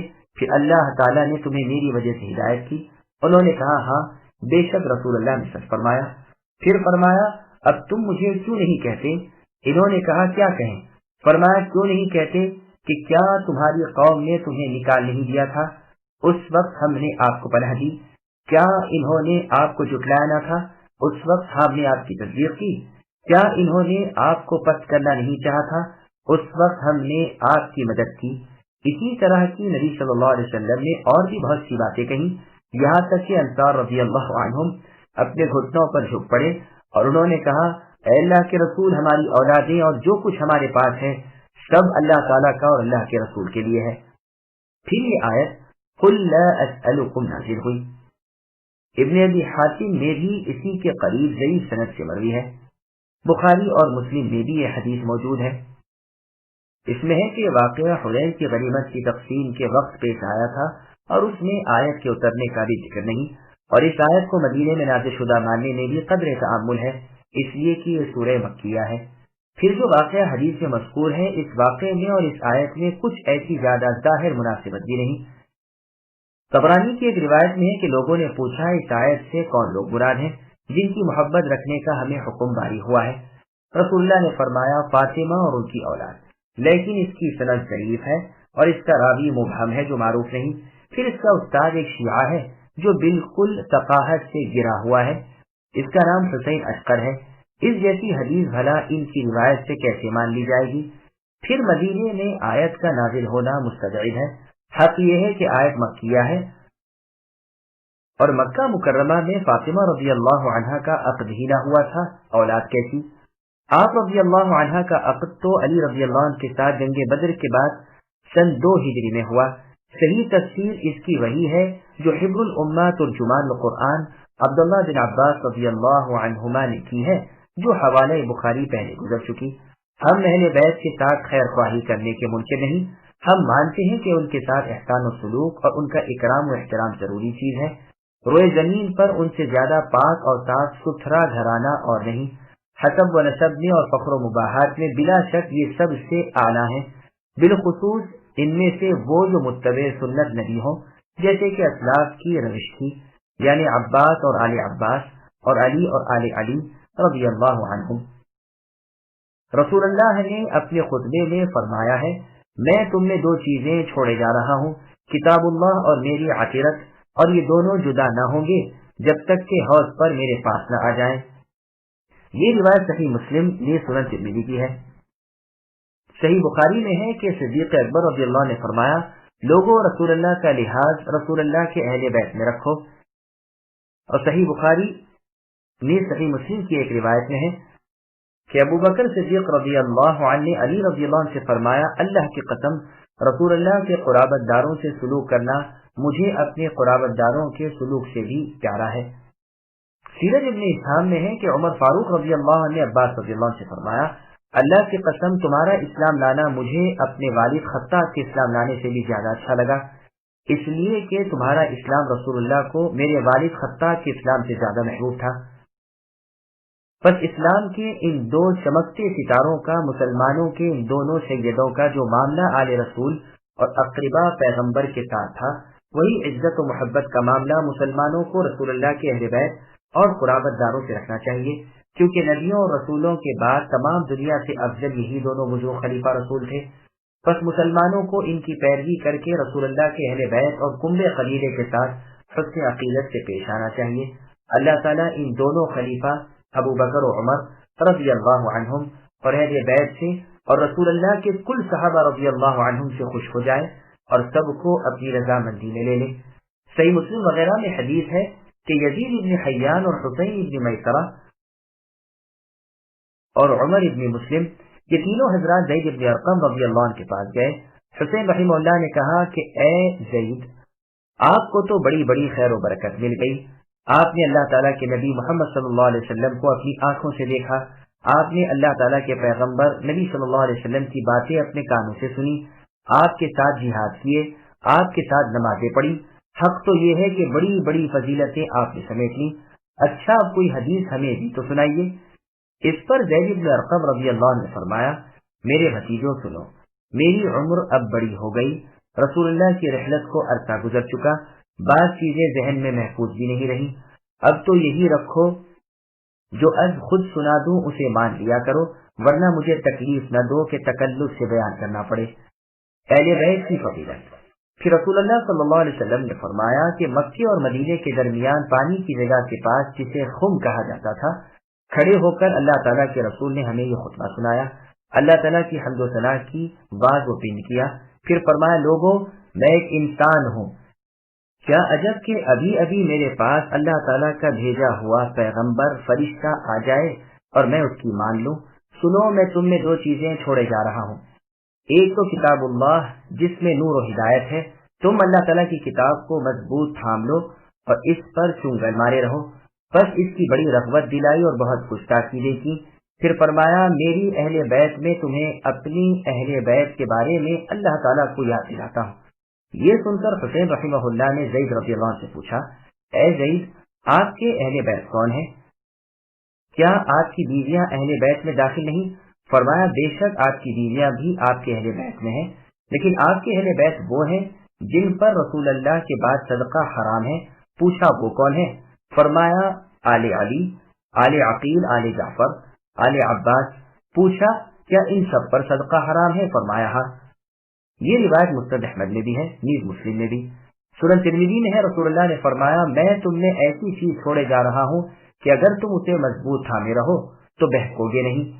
ایک دوسری سے زیادہ عظمت والی ہے کتاب اللہ، جو اللہ تعالیٰ کی طرف سے ایک لٹکائی ہوئی رسی ہے جو آسمان سے زمین تک آئی ہے، اور دوسری چیز میری عشیرت یعنی میرے اہل بیت ہے، اور یہ دونوں جدا نہ ہوں گی یہاں تک کہ دونوں میرے پاس حوض کوثر پر آئیں، بس دیکھ لو کہ میرے بعد کس طرح ان میں میری جانشینی کرتے ہو۔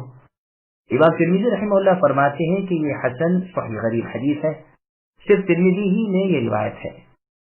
ترمذی میں جابر بن عبداللہ رضی اللہ عنہما کی روایت سے ترمذی میں ہے کہ عرفے والے دن رسول اللہ نے اپنی اونٹنی پر سوار ہو کر، جسے قصوہ کہا جاتا تھا، خطبہ دیا، جس میں فرمایا لوگوں میں تم میں ایسی چیز چھوڑے جا رہا ہوں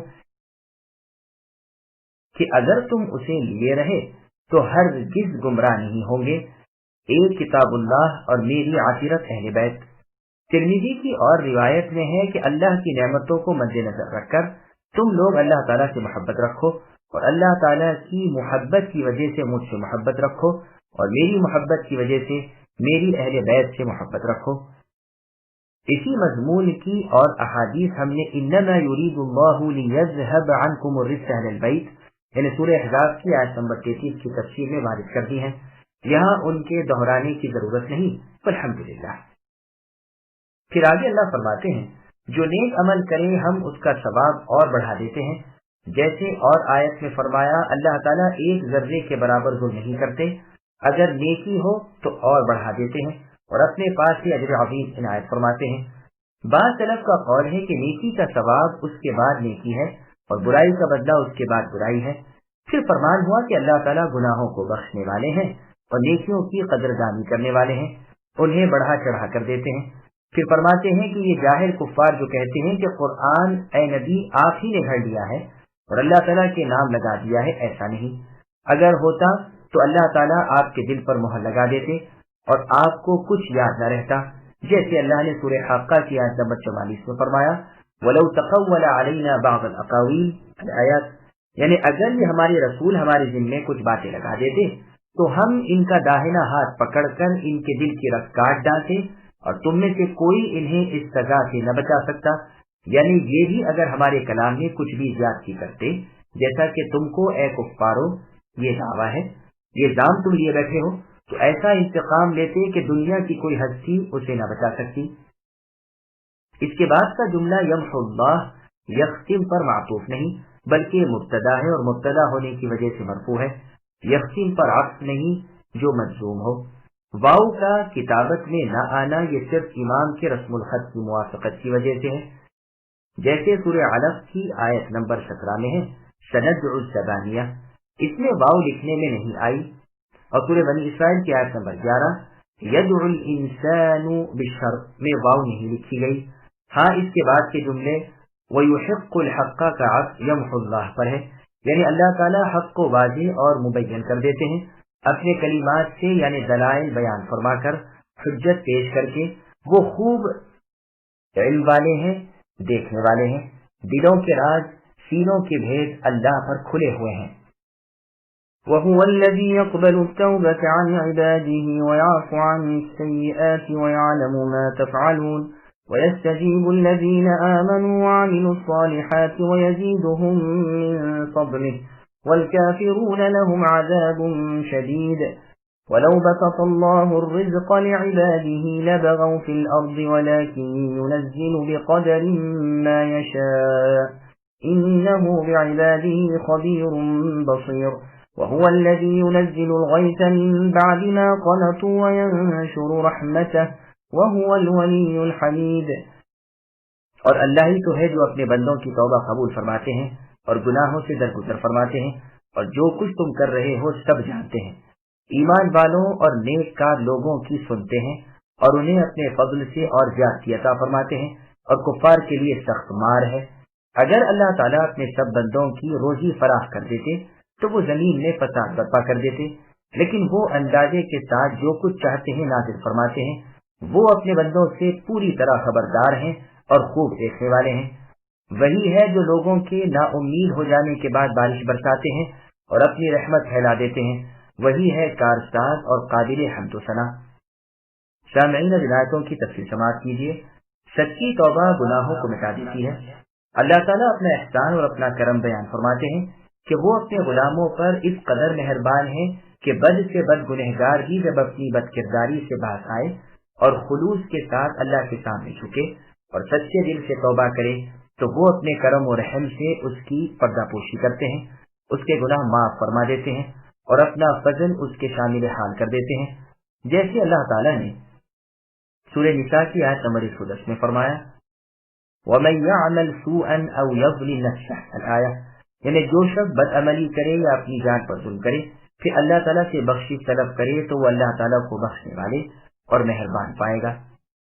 صحیح مسلم میں ہے، اللہ کے رسول نے فرمایا اللہ تعالیٰ اپنے بندے کی توبہ سے اس سے زیادہ خوش ہوتے ہیں جس کی اونٹنی جنگل بیابان میں گم ہو گئی ہو، جس پر اس کا کھانا پینا بھی ہو، یہ اس کی جستجو کر کے عاجز آ کر درخت تلے پڑا رہا اور اپنی جان سے بھی ہاتھ دھو بیٹھا، اونٹنی سے بالکل مایوس ہو گیا کہ یکایک وہ دیکھتا ہے کہ اونٹنی اس کے پاس ہی کھڑی ہے، یہ فوراً ہی اٹھ بیٹھتا ہے، اس کی نکیل تھام لیتا ہے اور اس قدر خوش ہوتا ہے کہ بے تحاشا اس کی زبان سے نکل جاتا ہے کہ اے اللہ، بے شک آپ میرے غلام اور میں آپ کا رب ہوں۔ وہ اپنی خوشی کی وجہ سے خطا کر جاتا ہے۔ تفسیر میں جدید طبری میں ابن مسعود رضی اللہ عنہ سے مروی ہے کہ جب یہ مسئلہ ان سے پوچھا گیا کہ ایک شخص ایک عورت سے برا کام کرتا ہے یعنی اس کے ساتھ بدکاری کرتا ہے پھر اس سے نکاح کر سکتا ہے یا نہیں، آپ نے فرمایا نکاح میں کوئی حرج نہیں۔ پھر آپ نے یہی آیت پڑھی توبہ تو مستقبل کے لیے قبول ہوتی ہے اور برائیاں گزشتہ معاف کر دی جاتی ہیں، تمہارے ہر قول و فعل اور ہر عمل کا اللہ کو علم ہے، باوجود اس کے کہ جھکنے والے کی طرف اللہ تعالیٰ مائل ہوتے ہیں اور قبول فرما لیتے ہیں۔ وہ ایمان والوں اور نیک کاروں کی دعا قبول فرماتے ہیں، وہ خود اپنے لیے دعا کریں خواہ دوسروں کے لیے۔ چنانچہ معاذ رضی اللہ عنہ ملک شام میں خطبہ پڑھتے ہوئے اپنے مجاہد ساتھیوں سے فرماتے ہیں تم ایماندار ہو اور جنتی ہو، اور مجھے امید ہے کہ یہ رومی اور فارسی کفار جنہیں تم قید کر لاتے ہو کیا عجب کہ یہ بھی جنت پہ پہنچ جائیں، کیونکہ ان میں سے جب تمہارا کوئی کام کوئی کر دیتا ہے تو تم اسے کہتے ہو اللہ تعالیٰ تجھ پر رحم کرے، تو نے بہت اچھا کام کیا، اللہ تعالیٰ تجھے برکت دے، تو نے بہت اچھا کیا وغیرہ۔ اور قرآن کا وعدہ ہے کہ اللہ تعالیٰ ایمان لانے اور نیک عمل کرنے والوں کی دعا قبول فرماتے ہیں۔ پھر آپ نے یہی آیت تلاوت فرمائی۔ معنی اس کے یہ ہیں کہ اللہ تعالیٰ ان کی سنتے ہیں، جیسا کہ سورہ زمر کی آیت نمبر 17 میں ہے الذین یستمعون القول، اس کی یہ تفسیر کی گئی ہے کہ جو بات کو مان لیتے ہیں اور اس کی اتباع کرتے ہیں، اور جیسے سورہ انعام کی آیت نمبر 36 میں فرمایا انما یستجیب الذین یسمعون۔ تفسیر میں جدید طبری میں ہے ابراہیم نخعی رحمہ اللہ نے اس آیت کی تفسیر میں فرمایا ہے کہ ایمان والے بندے اپنے بھائیوں کی سفارش کریں گے اور انہیں زیادہ فضل ملے گا، یعنی بھائیوں کی بھی شفاعت کی اجازت ہوگی۔ مؤمنوں کی اس عزت و شان کو بیان فرما کر کفار کی بدحالی بیان فرمائی کہ ان کفار کو سخت دردناک اور گھبراہٹ والے عذاب ہوں گے۔ پھر فرمایا اگر ان بندوں کو ان کی روزیوں میں وسعت مل جاتی، ان کی ضرورت سے زیادہ ان کے پلے پڑ جاتا تو یہ خر مستی میں آ کر دنیا میں ہلڑ مچا دیتے اور دنیا کے امن کو آگ لگا دیتے۔ ایک دوسرے کو پھونک دینا، بھول کھانا، سرکشی اور طغیان، تکبر اور بے پرواہی حد سے بڑھ جاتی۔ اسی لیے قتادہ رحمہ اللہ کا مقولہ ہے کہ زندگی کا سامان اتنا ہی اچھا ہے جتنے میں سرکشی اور لاؤبالی پن نہ آئے۔ اس مضمون کی پوری حدیث کے مجھے تم پر سب سے زیادہ ڈر دنیا کی نمائش کا ہے پہلے بیان ہو چکی ہے۔ پھر آگے اللہ فرماتے ہیں کہ اللہ تعالیٰ ایک اندازے سے روزیاں پہنچا رہے ہیں، بندے کی صلاحیت کا اللہ کو علم ہے، تونگری اور فقیری کے مستحق کو اللہ تعالیٰ خوب جانتے ہیں۔ پھر ارشاد ہوتا ہے کہ لوگ باران رحمت کا انتظار کرتے کرتے مایوس ہو جاتے ہیں، ایسی پوری حاجت اور سخت مصیبت کے وقت میں بارش برساتا ہوں، ان کی نا امیدی اور خشک سالی کٹ جاتی ہے اور عام طور پر میری رحمت پھیل جاتی ہے۔ تفسیر ابن جریر طبری میں ہے کہ امیر المؤمنین خلیفۃ المسلمین فاروق اعظم عمر بن الخطاب رضی اللہ عنہ سے ایک شخص کہتا ہے امیر المؤمنین قحط ساری ہو گئی اور اب تو لوگ بارش سے بالکل مایوس ہو گئے، تو آپ نے فرمایا جاؤ اب بارش انشاءاللہ ضرور ہوگی، پھر اسی آیت کی تلاوت کی۔ اللہ تعالیٰ ایمان والوں کے دوست ہیں اور لائق تعریف ہیں، یعنی مخلوقات کے تصرفات اللہ ہی کے ہاتھ میں ہیں، اللہ کے کام قابل تعریف ہیں، مخلوق کے بھلے کو وہ جانتے ہیں اور ان کے نفع کا اللہ کو علم ہے، اللہ کے کام نفع اور حکمت سے خالی نہیں ہوتے۔ ومن آياته خلق السماوات والأرض وما بث فيهما من دابة وهو على جمعهم إذا يشاء قدير وما أصابكم من مصيبة فبما كسبت أيديكم ويعفو عن كثير وما أنتم بمعجزين في الأرض وما لكم من دون الله من ولي ولا نصير۔ اور اللہ کی قدرت کی نشانیوں میں سے آسمان و زمین کی پیدائش ہے اور ان میں جانداروں کا پھیلانا ہے۔ اللہ تعالیٰ اس پر بھی قادر ہے کہ جب چاہیں انہیں جمع کر دیں۔ تمہیں جو کچھ مصیبتیں پہنچتی ہیں وہ تمہارے اپنے ہاتھوں کے کرتوت کا بدلہ ہے، اور ابھی تو بہت سی باتوں سے اللہ تعالیٰ درگزر فرما لیتے ہیں۔ تم ہمیں زمین میں عاجز کرنے والے نہیں ہو، تمہارے لیے سوائے اللہ تعالیٰ کے نہ کوئی کارساز ہے نہ مددگار۔ سامعین، اب ان آیتوں کی تفسیر سماعت کیجیے۔ مصیبت و پریشانی گناہوں کی معافی کا ذریعہ ہے۔ اللہ تعالیٰ کی عظمت و قدرت اور سلطنت کا بیان ہو رہا ہے کہ آسمان و زمین اللہ ہی کا پیدا کیا ہوا ہے اور ان میں ساری مخلوق بھی اللہ ہی کی رچائی ہوئی ہے، فرشتے، انسان، جنات اور مختلف قسموں کے حیوانات جو کونے کونے میں پھیلے ہوئے ہیں۔ قیامت کے دن وہ ان سب کو ایک ہی میدان میں جمع کریں گے، جبکہ ان کے حواس اڑے ہوئے ہوں گے اور ان میں عدل و انصاف کیا جائے گا۔ پھر آگے اللہ فرماتے ہیں اے لوگو، تمہیں جو کچھ مصیبتیں پہنچتی ہیں وہ سب دراصل تمہارے اپنے کیے گناہوں کا بدلہ ہے، اور ابھی تو وہ غفور و رحیم اللہ تبارک و تعالی بہت سی حکم عدولیوں سے چشم پوشی فرماتے ہیں اور انہیں معاف فرما دیتے ہیں۔ اگر ہر گناہ پر پکڑے تو تم زمین پر چل پھر بھی نہ سکو۔ چنانچہ صحیح بخاری اور مسلم میں ہے، رسول اللہ نے فرمایا کہ مؤمن کو جو تکلیف، سختی، غم اور پریشانی ہوتی ہے اس کی وجہ سے اللہ تعالیٰ اس کی خطائیں معاف فرماتے ہیں، یہاں تک کہ ایک کانٹا لگنے کے عوض بھی۔ ابن ابی حاتم نے یہی روایت علی رضی اللہ عنہ کے قول سے مروی ہے۔ اس میں ہے کہ ابو جحیفہ رضی اللہ عنہ جب علی رضی اللہ عنہ کے پاس گئے تو آپ نے فرمایا میں تمہیں ایک ایسی حدیث سناتا ہوں جسے یاد رکھنا ہر مؤمن کا فرض ہے۔ پھر یہ تفسیر اپنی طرف سے اس آیت کی سنائی۔ مسند احمد میں ہے کہ مسلمان کے جسم میں جو تکلیف ہوتی ہے اس کی وجہ سے اللہ تعالیٰ اس کے گناہ معاف فرماتے ہیں۔ مسند ہی کی ایک اور حدیث میں ہے کہ جب ایماندار بندے کے گناہ بڑھ جاتے ہیں اور اس کے کفارے کی کوئی چیز اس کے پاس نہیں ہوتی تو اللہ تعالیٰ اسے کسی رنج و غم میں مبتلا کر دیتے ہیں اور وہی اس کے ان گناہوں کا کفارہ ہو جاتا ہے۔ مستدرک حاکم میں ہے کہ جب عمران بن حسین رضی اللہ عنہ کے جسم میں تکلیف ہوئی اور لوگ ان کی عیادت کو گئے تو حسن رحمہ اللہ نے کہا کہ آپ کی یہ حالت تو دیکھی نہیں جاتی، ہمیں بڑا صدمہ ہو رہا ہے۔ عمران بن حسین رضی اللہ عنہ نے فرمایا ایسا نہ کرو، جو تم دیکھ رہے ہو یہ سب گناہوں کا کفارہ ہے اور ابھی بہت سے گناہ تو اللہ تعالیٰ معاف کر چکے ہیں۔ پھر اسی آیت کی تلاوت فرمائی۔ ابو قلابہ رحمہ اللہ کہتے ہیں کہ میں نے علاء بن بدر رحمہ اللہ سے کہا کہ قرآن میں تو یہ آیت ہے اور میں ابھی نابالغ بچہ ہوں اور اندھا ہو گیا ہوں۔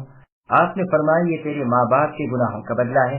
بحاق رحمہ اللہ فرماتے ہیں کہ قرآن پڑھ کر بھول جانے والا یقیناً اپنے گناہ میں پکڑا گیا ہے، اس کی اور کوئی وجہ نہیں۔ پھر آپ نے اس آیت کی تلاوت کر کے فرمایا بتلاؤ تو اس سے بڑی مصیبت اور کیا ہوگی کہ انسان یاد کر کے اللہ تعالیٰ کے کلام کو بھول جائے۔ وَمِنْ آيَاتِهِ الْجَوَارِ فِي الْبَحْرِ كَالْأَعْلَامِ إِنْ يَشَأْ يُسْكِنِ الرِّيحَ فَيَظْلَلْنَ رَوَاكِدَ عَلَى ظَهْرِهِ إِنَّ فِي ذَلِكَ لَآيَاتٍ لِكُلِّ صَبَّارٍ شَكُورٍ أَوْ يُوبِقْهُنَّ بِمَا كَسَبُوا وَيَعْفُ عَنْ كَثِيرٍ وَيَعْلَمَ الَّذِينَ يُجَادِلُونَ فِي آيَاتِنَا مَا لَهُم مِّن مَّحِيصٍ۔ دریا میں چلنے والی پہاڑوں جیسی کشتیاں اللہ کی نشانیوں میں سے ہیں۔ اگر اللہ تعالیٰ چاہیں تو ہوا بند کر دیں اور یہ کشتیاں سمندروں پر رکی رہ جائیں، یقیناً اس میں ہر صبر کرنے والے شکر گزار کے لیے نشانیاں ہیں، یا انہیں ان کے کرتوتوں کے باعث تباہ کر دیں، وہ تو بہت سے تقصیروں سے درگزر فرمایا کرتے ہیں، تاکہ جو لوگ ہماری نشانیوں میں جھگڑتے ہیں وہ معلوم کر لیں کہ ان کے لیے کوئی چھٹکارا نہیں۔ سامعین، اب آیتوں کی تفسیر سماعت کیجیے۔ دریاؤں میں کشتیوں کی آمد و رفت اللہ تعالیٰ کی قدرت کی نشانی ہے۔ اللہ تبارک و تعالیٰ اپنی قدرت کی نشان اپنی مخلوق کے سامنے رکھتے ہیں کہ اللہ نے سمندروں کو مسخر کر رکھا ہے تاکہ کشتیاں ان میں برابر آئیں جائیں۔ بڑی بڑی کشتیاں سمندروں میں ایسی ہی معلوم ہوتی ہیں جیسے زمین میں اونچے پہاڑ۔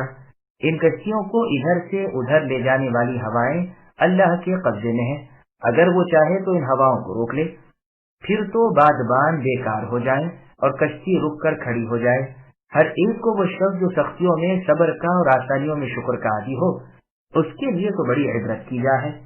وہ رب تعالیٰ کی عظیم الشان قدرت اور اللہ کی بے پایہ سلطنت کو ان نشانیوں سے سمجھ سکتا ہے، اور جس طرح ہوائیں بند کر کے کشتیوں کو کھڑا کر لینا اور روک لینا اللہ کے بس میں ہے، اسی طرح ان پہاڑوں جیسی کشتیوں کو دم بھر میں ڈبو دینا بھی اللہ ہی کے ہاتھ میں ہے۔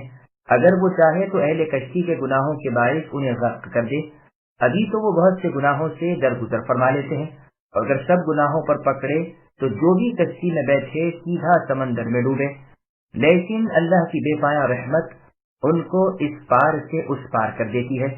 علماء تفسیر نے یہ بھی فرمایا ہے کہ اگر وہ چاہے تو اسی ہوا کو ناموافق کر دے، تیز و تند آندھی چلا دے تو کشتی کو سیدھی راہ چلنے ہی نہ دے، ادھر سے ادھر کر دے، سنبھالے نہ سمجھ سکے، جہاں جانا ہے اس طرف جا ہی نہ سکے، اور یوں ہی سرگشتہ و حیران ہو کر اہل کشتی تباہ ہو جائیں۔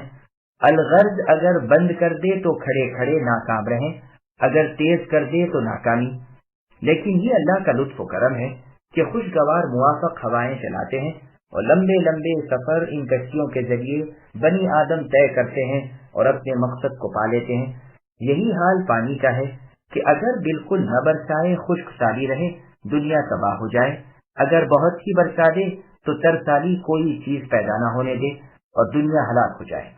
ساتھ ہی مینا کی کثرت طغیانی کا، مکانوں کے گرنے کا اور پوری بربادی کا سبب بن جائے، یہاں تک کہ رب تعالیٰ کی مہربانی سے جن شہروں میں اور جن زمینوں میں زیادہ بارش کی ضرورت ہے وہاں کثرت سے مینا برستا ہے، اور جہاں کم کی ضرورت ہے وہاں کمی سے۔ پھر آگے اللہ فرماتے ہیں کہ ہماری نشانیوں میں جھگڑنے والے ایسے موقعوں پر تو مان لیتے ہیں کہ وہ ہماری قدرت سے باہر نہیں، ہم اگر انتقام لینا چاہیں، ہم اگر عذاب کرنا چاہیں تو وہ چھوٹ نہیں سکتے، سب ہماری قدرت اور مشیت تلے ہیں۔ فسبحانہ ما اعظم شأنہ، اللہ تعالیٰ تو پاک ہے، اللہ کی شان کتنی بڑی اور اونچی ہے۔ فما أوتيتم من شيء فمتاع الحياة الدنيا وما عند الله خير وأبقى للذين آمنوا وعلى ربهم يتوكلون والذين يجتنبون كبائر الإثم والفواحش وإذا ما غضبوا هم يغفرون والذين استجابوا لربهم وأقاموا الصلاة وأمرهم شورى بينهم ومما رزقناهم ينفقون والذين إذا أصابهم البغي هم ينتصرون۔ تمہیں جو کچھ دیا گیا ہے وہ زندگانی دنیا کا کچھ یوں ہی سا اسباب ہے، اور اللہ تعالیٰ کے پاس جو ہے وہ اس سے درجہ بہتر ہے اور پائیدار ہے۔ وہ ان کے لیے ہے جو ایمان لائے اور صرف اپنے رب تعالیٰ ہی پر بھروسہ رکھتے ہیں، اور کبیرہ گناہوں سے اور بے حیائیوں سے بچتے رہتے ہیں، اور غصے کے وقت بھی معاف کر دیا کرتے ہیں، اور اپنے رب تعالیٰ کے فرمان کو قبول کرتے ہیں، اور نماز کی پابندی کرتے ہیں، اور ان کا ہر کام آپس کے مشورے سے ہوتا ہے، اور جو ہم نے انہیں دے رکھا ہے اس میں سے ہماری نام دیتے رہتے ہیں، اور جب ان پر ظلم و زیادتی ہو تو وہ صرف بدلہ لے لیتے ہیں۔ سامعین، ابھی آیتوں کی تفسیر سماعت کیجیے۔ دنیا کی مذمت۔ اللہ تعالیٰ نے دنیا کی بے قدری اور اس کی حقارت بیان فرمائی کہ اسے جمع کر کے کسی کو بھولنا نہ چاہیے، کیونکہ یہ فانی چیز ہے، بلکہ آخرت کی طرف رغبت کرنا چاہیے، نیک اعمال کر کے ثواب جمع کرنا چاہیے جو سرمدی اور باقی چیز ہے۔ بس فانی کو باقی پر، کمی کو زیادتی پر ترجیح دینا عقل مندی نہیں۔ اب اس ثواب کے حاصل کرنے کے طریقے بتلائے جاتے ہیں کہ ایمان مضبوط ہوتا کہ دنیاوی لذتوں کے طرف پر صبر ہو سکے، اللہ تعالیٰ پر کامل بھروسہ ہوتا کہ صبر پر اللہ کی امداد ملے اور احکام اللہ کی بجاوری اور نافرمانیوں سے اجتناب آسان ہو جائے، کبیرہ گناہوں اور فحش کاموں سے پرہیز چاہیے۔ اس جملے کی تفسیر سورہ اعراف میں گزر چکی ہے۔ غصے پر قابو چاہیے کہ عین غصے اور غضب کی حالت میں بھی خوش خلقی اور درگزر کی عادت نہ چھوٹے۔ چنانچہ صحیح بخاری نیز مسلم اور سنن ابی داؤد میں ہے کہ رسول اللہ صلی اللہ علیہ وسلم نے کبھی بھی اپنے نفس کا بدلہ کسی سے نہیں لیا۔ ہاں اگر اللہ تعالیٰ کے احکام کی بے عزتی اور بے توقیری ہوتی تو اور بات ہے۔ صحیح بخاری کی ایک اور حدیث میں ہے کہ بہت زیادہ غصے کی حالت میں بھی رسول اللہ صلی اللہ علیہ وسلم کی زبان مبارک سے اس کے سوا اور کچھ الفاظ نہ نکلتے کہ فرماتے اسے کیا ہو گیا ہے، اس کے ہاتھ خاک آلودہ ہوں۔ ابراہیم رحمہ اللہ فرماتے ہیں کہ مسلمان پست و ذلیل ہونا تو پسند نہیں کرتے تھے، لیکن غالب آ کر انتقام بھی نہیں لیتے تھے، بلکہ درگزر کر جاتے اور معاف فرما دیتے۔ ان کی اور صفت یہ ہے کہ اللہ تعالیٰ کا کہا کرتے ہیں، رسول اللہ صلی اللہ علیہ وسلم کی اتباع کرتے ہیں، جس کا وہ حکم کرے بجا لاتے ہیں، جس سے وہ روکے رک جاتے ہیں، نماز کے پابند ہوتے ہیں جو سب سے اعلیٰ عبادت ہے۔ اہل علم سے رہنمائی طلب کرو، بڑے بڑے امور میں بغیر آپس کی مشاورت کے ہاتھ نہیں ڈالتے۔ خود رسول اللہ صلی اللہ علیہ وسلم کو اللہ تعالیٰ کا سورہ آل عمران کی آیت نمبر 159 میں حکم ہوتا ہے کہ شاورہم فی الامر، یعنی ان سے مشورہ کر لیا کریں۔ اسی لیے رسول اللہ صلی اللہ علیہ وسلم کی عادت مبارکہ تھی کہ جہاد وغیرہ کے موقع پر لوگوں سے مشورہ کر لیا کرتے تھے تاکہ ان کے دل خوش ہو جائیں، اور اسی بنا پر امیر المؤمنین عمر رضی اللہ عنہ نے جبکہ آپ کو زخمی کر دیا گیا اور وفات کا وقت آ گیا، 6 آدمی مقرر کر دیے کہ یہ اپنے مشورے سے کسی کو میرا جانشین مقرر کریں۔ ان 6 بزرگوں کے نام یہ ہیں: عثمان، علی، طلحہ، زبیر، سعد اور عبد الرحمن بن عوف رضی اللہ عنہم۔ پس سب نے اتفاق رائے عثمان رضی اللہ عنہ کو اپنا امیر مقرر کیا۔ پھر ان کا جن کے لیے آخرت کی تیاری اور وہاں کے ثواب ہیں ایک اور وصف بیان فرمایا کہ جہاں بھی اللہ تعالیٰ کا حق ادا کرتے ہیں وہاں لوگوں کے حقوق کی ادائیگی میں بھی کمی نہیں کرتے، اپنے مال میں محتاجوں کا حصہ بھی رکھتے ہیں، اور درجے بدرجے اپنی طاقت کے مطابق ہر ایک کے ساتھ سلوک و احسان کرتے رہتے ہیں، اور یہ ایسے ذلیل و پست اور بے ہمتیں نہیں ہوتے کہ ظالم کے ظلم کی کوئی روک تھام نہ کر سکیں، بلکہ اتنی قوت اپنے اندر رکھتے ہیں کہ ظالموں سے انتقام لیں اور مظلوم کو اس کے پنجے سے نجات دلوائیں، لیکن ہاں اپنی ظلم چاہت کی وجہ سے غالب آ کر پھر چھوڑ دیتے ہیں۔ جیسے کہ اللہ کے نبی یوسف علیہ السلام نے اپنے بھائیوں پر قابو فرما کر فرما دیا کہ جاؤ، تمہیں میں کوئی ڈانٹ ڈپٹ نہیں کرتا، بلکہ میری خواہش ہے اور دعا ہے کہ اللہ تعالیٰ بھی تمہیں معاف فرما دیں۔ اور جیسے کہ تمام انبیاء کے سردار رسول اللہ احمد مصطفیٰ محمد مصطفیٰ صلی اللہ علیہ وسلم نے حدیبیہ میں کیا، جبکہ 80 کفار غفلت کا موقع ڈھونڈ کر چپ چاپ لشکر اسلام میں گھس آئے۔ جب یہ پکڑ لیے گئے اور گرفتار ہو کر رسول اللہ کی خدمت میں پیش کر دیے گئے تو رسول اللہ نے ان سب کو معافی دے دی اور چھوڑ دیا۔ اور جیسے کہ آپ نے غوریث ابن حارث کو معاف فرما دیا، یہ وہ شخص ہے کہ رسول اللہ صلی اللہ علیہ وسلم کے سوتے ہوئے اس نے آپ کی تلوار پر قبضہ کر لیا۔ جب رسول اللہ جاگے اور اسے ڈانٹا اور تلوار اس کے ہاتھ سے چھوٹ گئی اور رسول اللہ نے تلوار لے لی اور مجرم گردن جھکائے آپ کے سامنے کھڑا ہو گیا، رسول اللہ نے صحابہ کو بلا کر یہ منظر بھی دکھایا اور یہ قصہ بھی سنایا، پھر اسے معاف فرما دیا اور جانے دیا۔ یہ قصہ بخاری اور مسلم میں ہے۔ اسی طرح بخاری اور مسلم میں لبید ابن عاصم نے جب رسول اللہ پر جادو کیا تو باوجود علم اور قدرت کے آپ نے اس سے درگزر فرما لیا، اور اسی طرح جس یہودیہ عورت نے رسول اللہ کو زہر دیا تھا رسول اللہ نے اس سے بھی بدلہ نہ لیا، اور باوجود قابو پانے اور معلوم ہو جانے کے بھی آپ نے اتنے بڑے واقعے کو آنا جانا کر دیا۔ اس عورت کا نام زینب تھا۔ یہ مرحب یہودی کی بہن تھی جو جنگ خیبر میں محمد ابن مسلمہ رضی اللہ عنہ کے ہاتھوں مارا گیا تھا۔ اس نے بکری کے شانے کے گوشت میں زہر ملا کر خود رسول اللہ کے سامنے پیش کیا تھا۔ خود شانے نے ہی رسول اللہ کو اپنے زہر آلودہ ہونے کی خبر دی تھی۔ جب رسول اللہ نے اس یہودیہ عورت کو بلا کر دریافت فرمایا تو اس نے اقرار کیا تھا اور وجہ یہ بیان کی تھی کہ اگر آپ سچے نبی ہیں تو یہ آپ کو کچھ نقصان نہ پہنچا سکے گا، اور اگر آپ اپنے دعوے میں جھوٹے ہیں تو ہمیں آپ سے راحت حاصل ہو جائے گی۔ یہ معلوم ہو جانے پر اور اس کے اقبال کر لینے پر بھی اللہ تعالیٰ کے رسول صلی اللہ علیہ وسلم نے اسے چھوڑ دیا، معاف فرما دیا، گو بعد میں وہ قتل کر دی گئی، جیسا کہ بخاری اور سنن ابی داؤد میں ہے، اس لیے کہ اسی زہر سے اور اسی زہریلے کھانے سے بشر بن برا رضی اللہ عنہ فوت ہو گئے۔ تب قصاصاً یہ یہودیہ عورت بھی قتل کرائی گئی، اور بھی رسول اللہ کے ایسے واقعات بہت سے ہیں۔ وَجَزَاءُ سَيِّئَةٍ سَيِّئَةٌ مِثْلُهَا فمن عفا وأصلح فأجره على الله إنه لا يحب الظالمين ولمن انتصر بعد ظلمه فأولئك ما عليهم من سبيل إنما السبيل على الذين يظلمون الناس ويبغون في الأرض بغير الحق أولئك لهم عذاب أليم ولمن صبر وغفر إن ذلك لمن عزم الأمور۔ اور برائی کا بدلہ اسی جیسی برائی ہے، اور جو معاف کر دے اور صلح کرے اس کا اجر اللہ تعالیٰ کے ذمہ ہے۔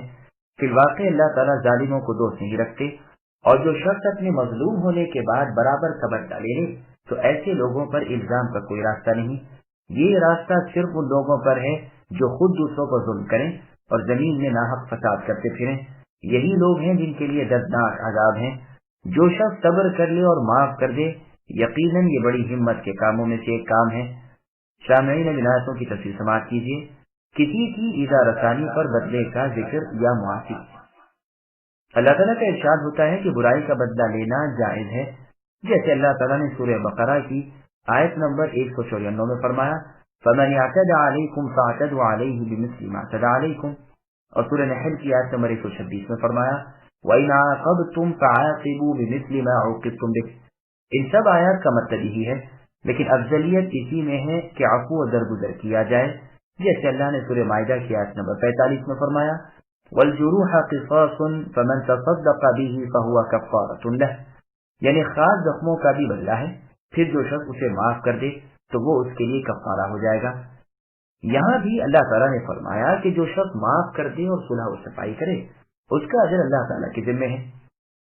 صحیح مسلم کی حدیث میں ہے رسول اللہ صلی اللہ علیہ وسلم نے فرمایا درگزر کرنے کی وجہ سے اللہ تعالیٰ بندے کی عزت اور بڑھا دیتے ہیں، لیکن جو بدلے میں اصل جرم سے بڑھ جائے وہ اللہ کا دشمن ہے، پھر برائی کی ابتدا اسی کی طرف سے سمجھی جائے گی۔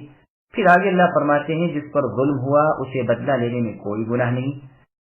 سنن نسائی اور ابن ماجہ میں اس طرح ہے کہ زینب رضی اللہ عنہا ام المؤمنین غصے میں بھری ہوئی بلا اطلاع ام المؤمنین عائشہ رضی اللہ عنہا کے گھر چلی آئی اور رسول اللہ سے صدیقہ رضی اللہ عنہا کی نسبت کچھ کہا، پھر عائشہ صدیقہ رضی اللہ عنہا سے لڑنے لگی، لیکن ام المؤمنین عائشہ رضی اللہ عنہا نے خاموشی اختیار کی۔ جب وہ کہہ چکی تو رسول اللہ نے عائشہ رضی اللہ عنہا سے فرمایا تو آپ اپنا بدلہ لے لیں۔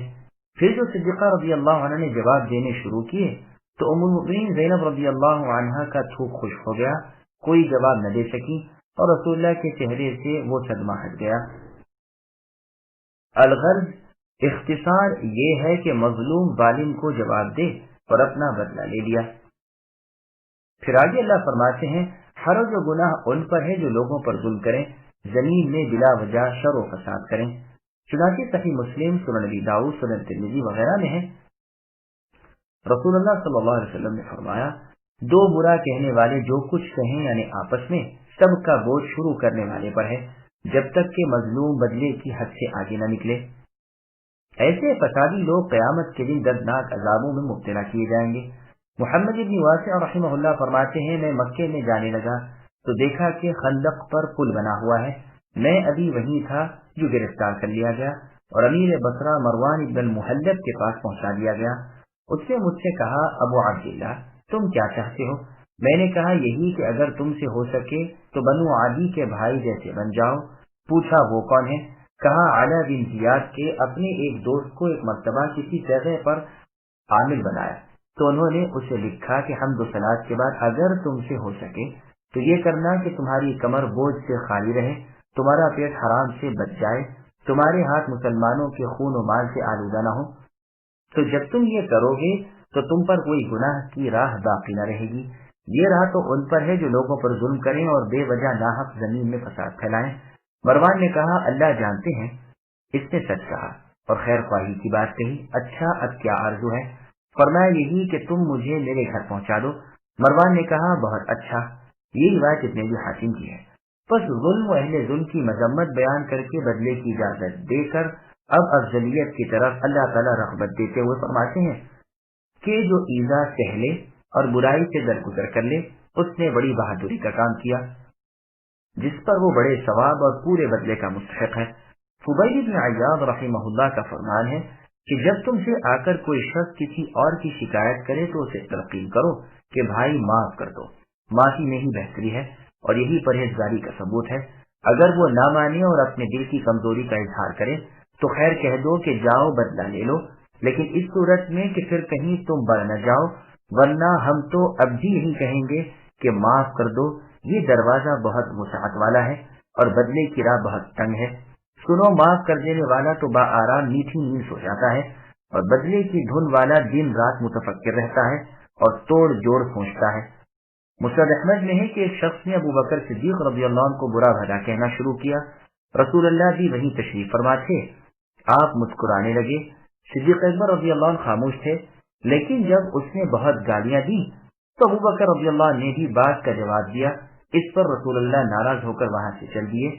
ابو بکر رضی اللہ عنہ سے رہا نہ گیا، رسول اللہ کی خدمت میں حاضر ہوئے اور عرض کیا کہ اے اللہ کے رسول، وہ مجھے برا کہتا رہا تو آپ بیٹھے رہے، سنتے رہے، اور جب میں نے اس کی دو ایک باتوں کا جواب دیا تو آپ ناراضی سے اٹھ چلے۔ رسول اللہ نے فرمایا سنو، جب تک تم خاموش تھے فرشتہ تمہاری طرف سے جواب دیتا تھا، جب تم آپ بولے تو فرشتہ ہٹ گیا اور شیطان بیچ میں آ گیا، پھر بھلا میں شیطان کی موجودگی میں کیسے بیٹھا رہتا؟ پھر فرمایا سنو ابو بکر، تین چیزیں بالکل برحق ہیں، جس پر کوئی ظلم کیا جائے اور وہ اس سے چشم پوشی کرے تو ضرور اللہ تعالیٰ اسے عزت دیں گے اور اس کی مدد کریں گے۔ جو شخص سلوک و احسان کا دروازہ کھولے گا اور صلہ رحمی کے ارادے سے لوگوں کو دیتا رہے گا، اللہ تعالیٰ اسے برکت دیں گے اور زیادتی عطا فرمائیں گے۔ اور جو شخص اپنے مال کو بڑھانے کے لیے لوگوں سے مانگنے کا دروازہ کھول لے گا، اس سے مانگتا پھرے گا اور اللہ تعالیٰ اس کے ہاں بے برکتی کر دیں گے اور کمی میں ہی مبتلا رکھیں گے۔ یہ روایت سنن ابی داؤد میں بھی ہے اور مضمون کے اعتبار سے یہ بڑی پیاری حدیث ہے۔ اللہ ہمیں اس پر عمل پیرا ہونے کی توفیق عطا فرمائے۔ ومن يضلل الله فما له من ولي من بعده وترى الظالمين لما رأوا العذاب يقولون هل إلى مرد من سبيل وتراهم يعرضون عليها خاشعين من الذل ينظرون من طرف خفي وقال الذين آمنوا إن الخاسرين الذين خسروا أنفسهم وأهليهم يوم القيامة ألا إن الظالمين في عذاب مقيم وما كان لهم من أولياء ينصرونهم من دون الله ومن يضلل الله فما له من سبيل۔ اور جسے اللہ تعالیٰ بہکا دیں اس کا اللہ کے بعد کوئی چارہ ساز نہیں۔ اے نبی، آپ دیکھیں گے کہ ظالم لوگ عذابوں کو دیکھ کر کہہ رہے ہوں گے کہ کیا واپس جانے کی کوئی راہ ہے، اور آپ انہیں دیکھیں گے کہ وہ جہنم کے سامنے لا کھڑے کیے جائیں گے، ماری ذلت کے کبڑے ہوئے جاتے ہوں گے اور جھکی ہوئی آنکھ کے گوشے سے دیکھ رہے ہوں گے۔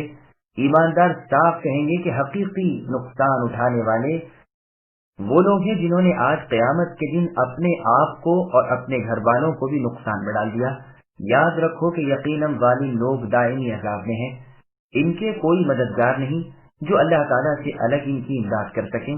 جسے اللہ تعالیٰ گمراہ کر دیں اس کے لیے کوئی راستہ ہی نہیں۔ سامعین، روایتوں کی تفصیل سماعت کیجیے۔ جہنم کو دیکھ کر ظالموں کی بدحواسی اللہ تعالیٰ بیان فرماتے ہیں کہ وہ جو چاہتے ہیں ہوتا ہے، اللہ کو کوئی نہیں روک سکتا، اور جو نہیں چاہتے نہیں ہوتا اور نہ اسے کوئی کر سکتا ہے۔ اللہ تعالیٰ جسے چاہے راہ راست دکھا دیں اسے کوئی نہیں بہکا سکتا، اور جس سے وہ راہ گم کر دے اسے کوئی اس راہ کو دکھا نہیں سکتا۔ سورہ کہف کی آیت نمبر 17 میں اللہ نے فرمایا وَمَن يُضْلِلْ فَلَن تَجِدَ لَهُ وَلِيًّا مُرْشِدًا، یعنی اے نبی، جسے اللہ تعالیٰ گمراہ کر دے اس کا کوئی چارہ ساز اور رہبر نہیں۔ پھر آگے اللہ فرماتے ہیں یہ مشرکین قیامت کے عذابوں کو دیکھ کر دوبارہ دنیا میں آنے کی تمنا کریں گے، جیسے اللہ تعالیٰ نے سورہ انعام کی آیت نمبر 27 میں فرمایا وَلَوْ تَرَىٰ إِذْ وُقِفُوا عَلَى النَّارِ الآیہ، کہ نبی وہ وقت بھی قابل دید ہے کہ آپ انہیں دیکھتے جبکہ یہ دوزخ کے پاس کھڑے کیے جائیں گے اور کہیں گے ہائے کیا ہی اچھی بات ہو کہ ہم دوبارہ واپس دنیا میں بھیج دیے جائیں، تو ہم ہرگز اپنے رب کی آیتوں کو جھوٹ نہ بتلائیں بلکہ ایمان لے آئیں۔ سچ تو یہ ہے کہ یہ لوگ جس چیز کو اس سے پہلے پوشیدہ کیے ہوئے تھے وہ ان کے سامنے آ گئی۔ بات یہ ہے کہ اگر یہ دوبارہ دنیا میں بھیجے بھی گئے تب بھی وہی کریں گے جس سے منع کیے جاتے ہیں، یقیناً یہ جھوٹے ہیں۔ پھر آگے اللہ نے فرمایا یہ جہنم کے پاس لائے جائیں گے اور اللہ تعالیٰ کی نافرمانیوں کی وجہ سے ان پر ذلت برس رہی ہوگی، عاجزی سے جھکے ہوئے ہوں گے اور نظریں بچا کر جہنم کو تک رہے ہوں گے، لیکن جس سے ڈر رہے ہیں اس سے بچ نہ سکیں گے۔ نہ صرف اتنا ہی بلکہ ان کے وہم و گمان سے بھی زیادہ عذاب انہیں ہوگا۔ اللہ تعالیٰ ہمیں محفوظ رکھے۔ اس وقت ایماندار لوگ کہیں گے کہ حقیقی نقصان یافتہ وہ لوگ ہیں جنہوں نے اپنے ساتھ اپنے والوں کو بھی جہنم واصل کیا، یہاں کی آج کی ابدی نعمتوں سے محروم رہے اور انہیں بھی محروم رکھا۔ آج وہ سب الگ الگ عذاب میں مبتلا ہیں، دائمی ابدی اور سرمدی سزائیں بھگت رہے ہیں اور یہ نا امید ہو جائیں۔ آج کوئی ایسا نہیں جو ان عذابوں سے چھڑا سکے یا تخفیف اور ہلکائی سے کر سکے یا کرا سکے۔ ان گمراہوں کو خلاصی دینے والا آج کے دن کوئی نہیں۔ استجیبوا لربکم من قبل ان یأتی یوم لا مرد له من اللہ ما لکم من ملجأ یومئذ وما لکم من نکیر فإن أعرضوا فما أرسلناك عليهم حفيظا إن عليك إلا البلاغ وإنا إذا أذقنا الإنسان منا رحمة فرح بها وإن تصبهم سيئة بما قدمت أيديهم فإن الإنسان كفور۔ اپنے رب کا حکم مان لو اس سے پہلے کہ وہ اللہ کا دن آ جائے جس کا ہٹ جانا ناممکن ہے۔ تمہیں اس روز نہ تو کوئی پناہ کی جگہ ملے گی نہ چھپ کر انجان بن جانے کی۔ اگر یہ منہ پھیر لیں تو ہم نے اے نبی آپ کو ان پر نگہبان بنا کر نہیں بھیجا، آپ کے ذمے تو صرف پیغام پہنچا دینا ہے۔ ہم جب کبھی انسان کو اپنی مہربانی کا مزہ سکھاتے ہیں تو وہ اس پر اترا جاتا ہے، اور اگر انہیں ان کے اعمال کی وجہ سے کوئی مصیبت پہنچتی ہے تو بے شک انسان بڑا ہی ناشکرا ہے۔ سامعین ولایتوں کی تفصیل سماعت کیجیے۔ جہنم سے بچاؤ کی تفصیل۔ چونکہ اوپر یہ ذکر تھا کہ قیامت کے دن بڑے ہیبتناک واقعات ہوں گے، وہ سخت مصیبت کا دن ہوگا، تو اب یہاں اس سے ڈرا رہے ہیں اور اس دن کے لیے تیار رہنے کو فرماتے ہیں کہ اس اچانک آ جانے والے دن سے پہلے اللہ تعالیٰ کا فرمان پر پوری طرح عمل کرو۔ جب وہ دن آ جائے گا تو تمہیں نہ تو کوئی جائے پناہ ملے گی، نہ ایسی جگہ کہ وہاں انجان بن کر ایسے چھپ جاؤ کہ پہچانے نہ جاؤ اور نہ نظر پڑو۔ پھر آگے اللہ فرماتے ہیں کہ اگر یہ مشرک اے نبی نہ مانے تو آپ ان پر نگہبان بنا کر نہیں بھیجے گئے، انہیں ہدایت پر لا کھڑا کر دینا آپ کے ذمے نہیں، یہ کام اللہ تعالیٰ کا ہے۔ آپ پر صرف تبلیغ ہے، حساب ہم خود لے لیں گے۔ انسان کی حالت یہ ہے کہ راحت میں بدمست بن جاتا ہے اور تکلیف میں ناشکراپن کرتا ہے، اس وقت اگلی نعمتوں کا بھی منکر بن جاتا ہے۔ چنانچہ صحیح بخاری میں ہے کہ رسول اللہ صلی اللہ علیہ وسلم نے عورتوں سے فرمایا صدقہ کرو، میں نے تمہیں زیادہ تعداد میں جہنم میں دیکھا ہے۔ کسی نے پوچھا یہ کس وجہ سے؟ رسول اللہ صلی اللہ علیہ وسلم نے فرمایا تمہاری شکایت کی زیادتی اور اپنے خاوندوں کی ناشکری کی وجہ سے۔ اگر تو ان میں سے کسی کے ساتھ ایک زمانے تک احسان کرتا رہے پھر ایک دن چھوڑ دے تو کہہ دے گی کہ میں نے تو تم سے کبھی کوئی راحت پائی ہی نہیں۔ فی الواقع اکثر عورتوں کا یہی حال ہے، لیکن جس پر اللہ تعالیٰ رحم کرے اور نیکی کی توفیق دے دیں اور حقیقی ایمان نصیب فرمائے پھر تو اس کا یہ حال ہوتا ہے کہ ہر راحت پر شکر، ہر رنج پر صبر، بس ہر حال میں نیکی حاصل ہوتی ہے، اور یہ بس بجز مؤمن کے کسی اور میں نہیں ہوتا۔ اللہ تعالیٰ ہمارے اندر یہ اوصاف حمیدہ پیدا فرمائے۔ للہ ملک السماوات والارض يخلق ما يشاء يهب لمن يشاء إناثا ويهب لمن يشاء الذكور أو يزوجهم ذكرانا وإناثا ويجعل من يشاء عقيما إنه عليم قدير وما كان لبشر أن يكلمه الله إلا وحيا أو من وراء حجاب أو يرسل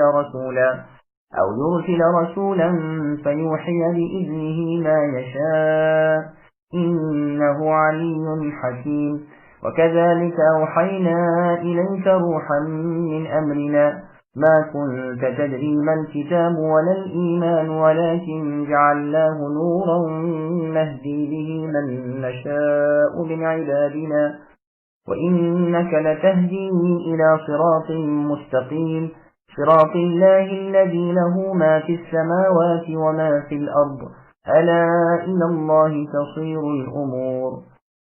آسمانوں کی اور زمین کی سلطنت اللہ تعالیٰ ہی کے لیے ہے. وہ جو چاہتے ہیں پیدا کرتے ہیں، جس کو چاہتے ہیں بیٹیاں دیتے ہیں اور جسے چاہتے ہیں بیٹے دیتے ہیں، یا انہیں جمع کر دیتے ہیں، بیٹے بھی اور بیٹیاں بھی، اور جسے چاہے بانجھ کر دیتے ہیں. وہ اللہ تعالیٰ بڑے علم والے اور کامل قدرت والے ہیں.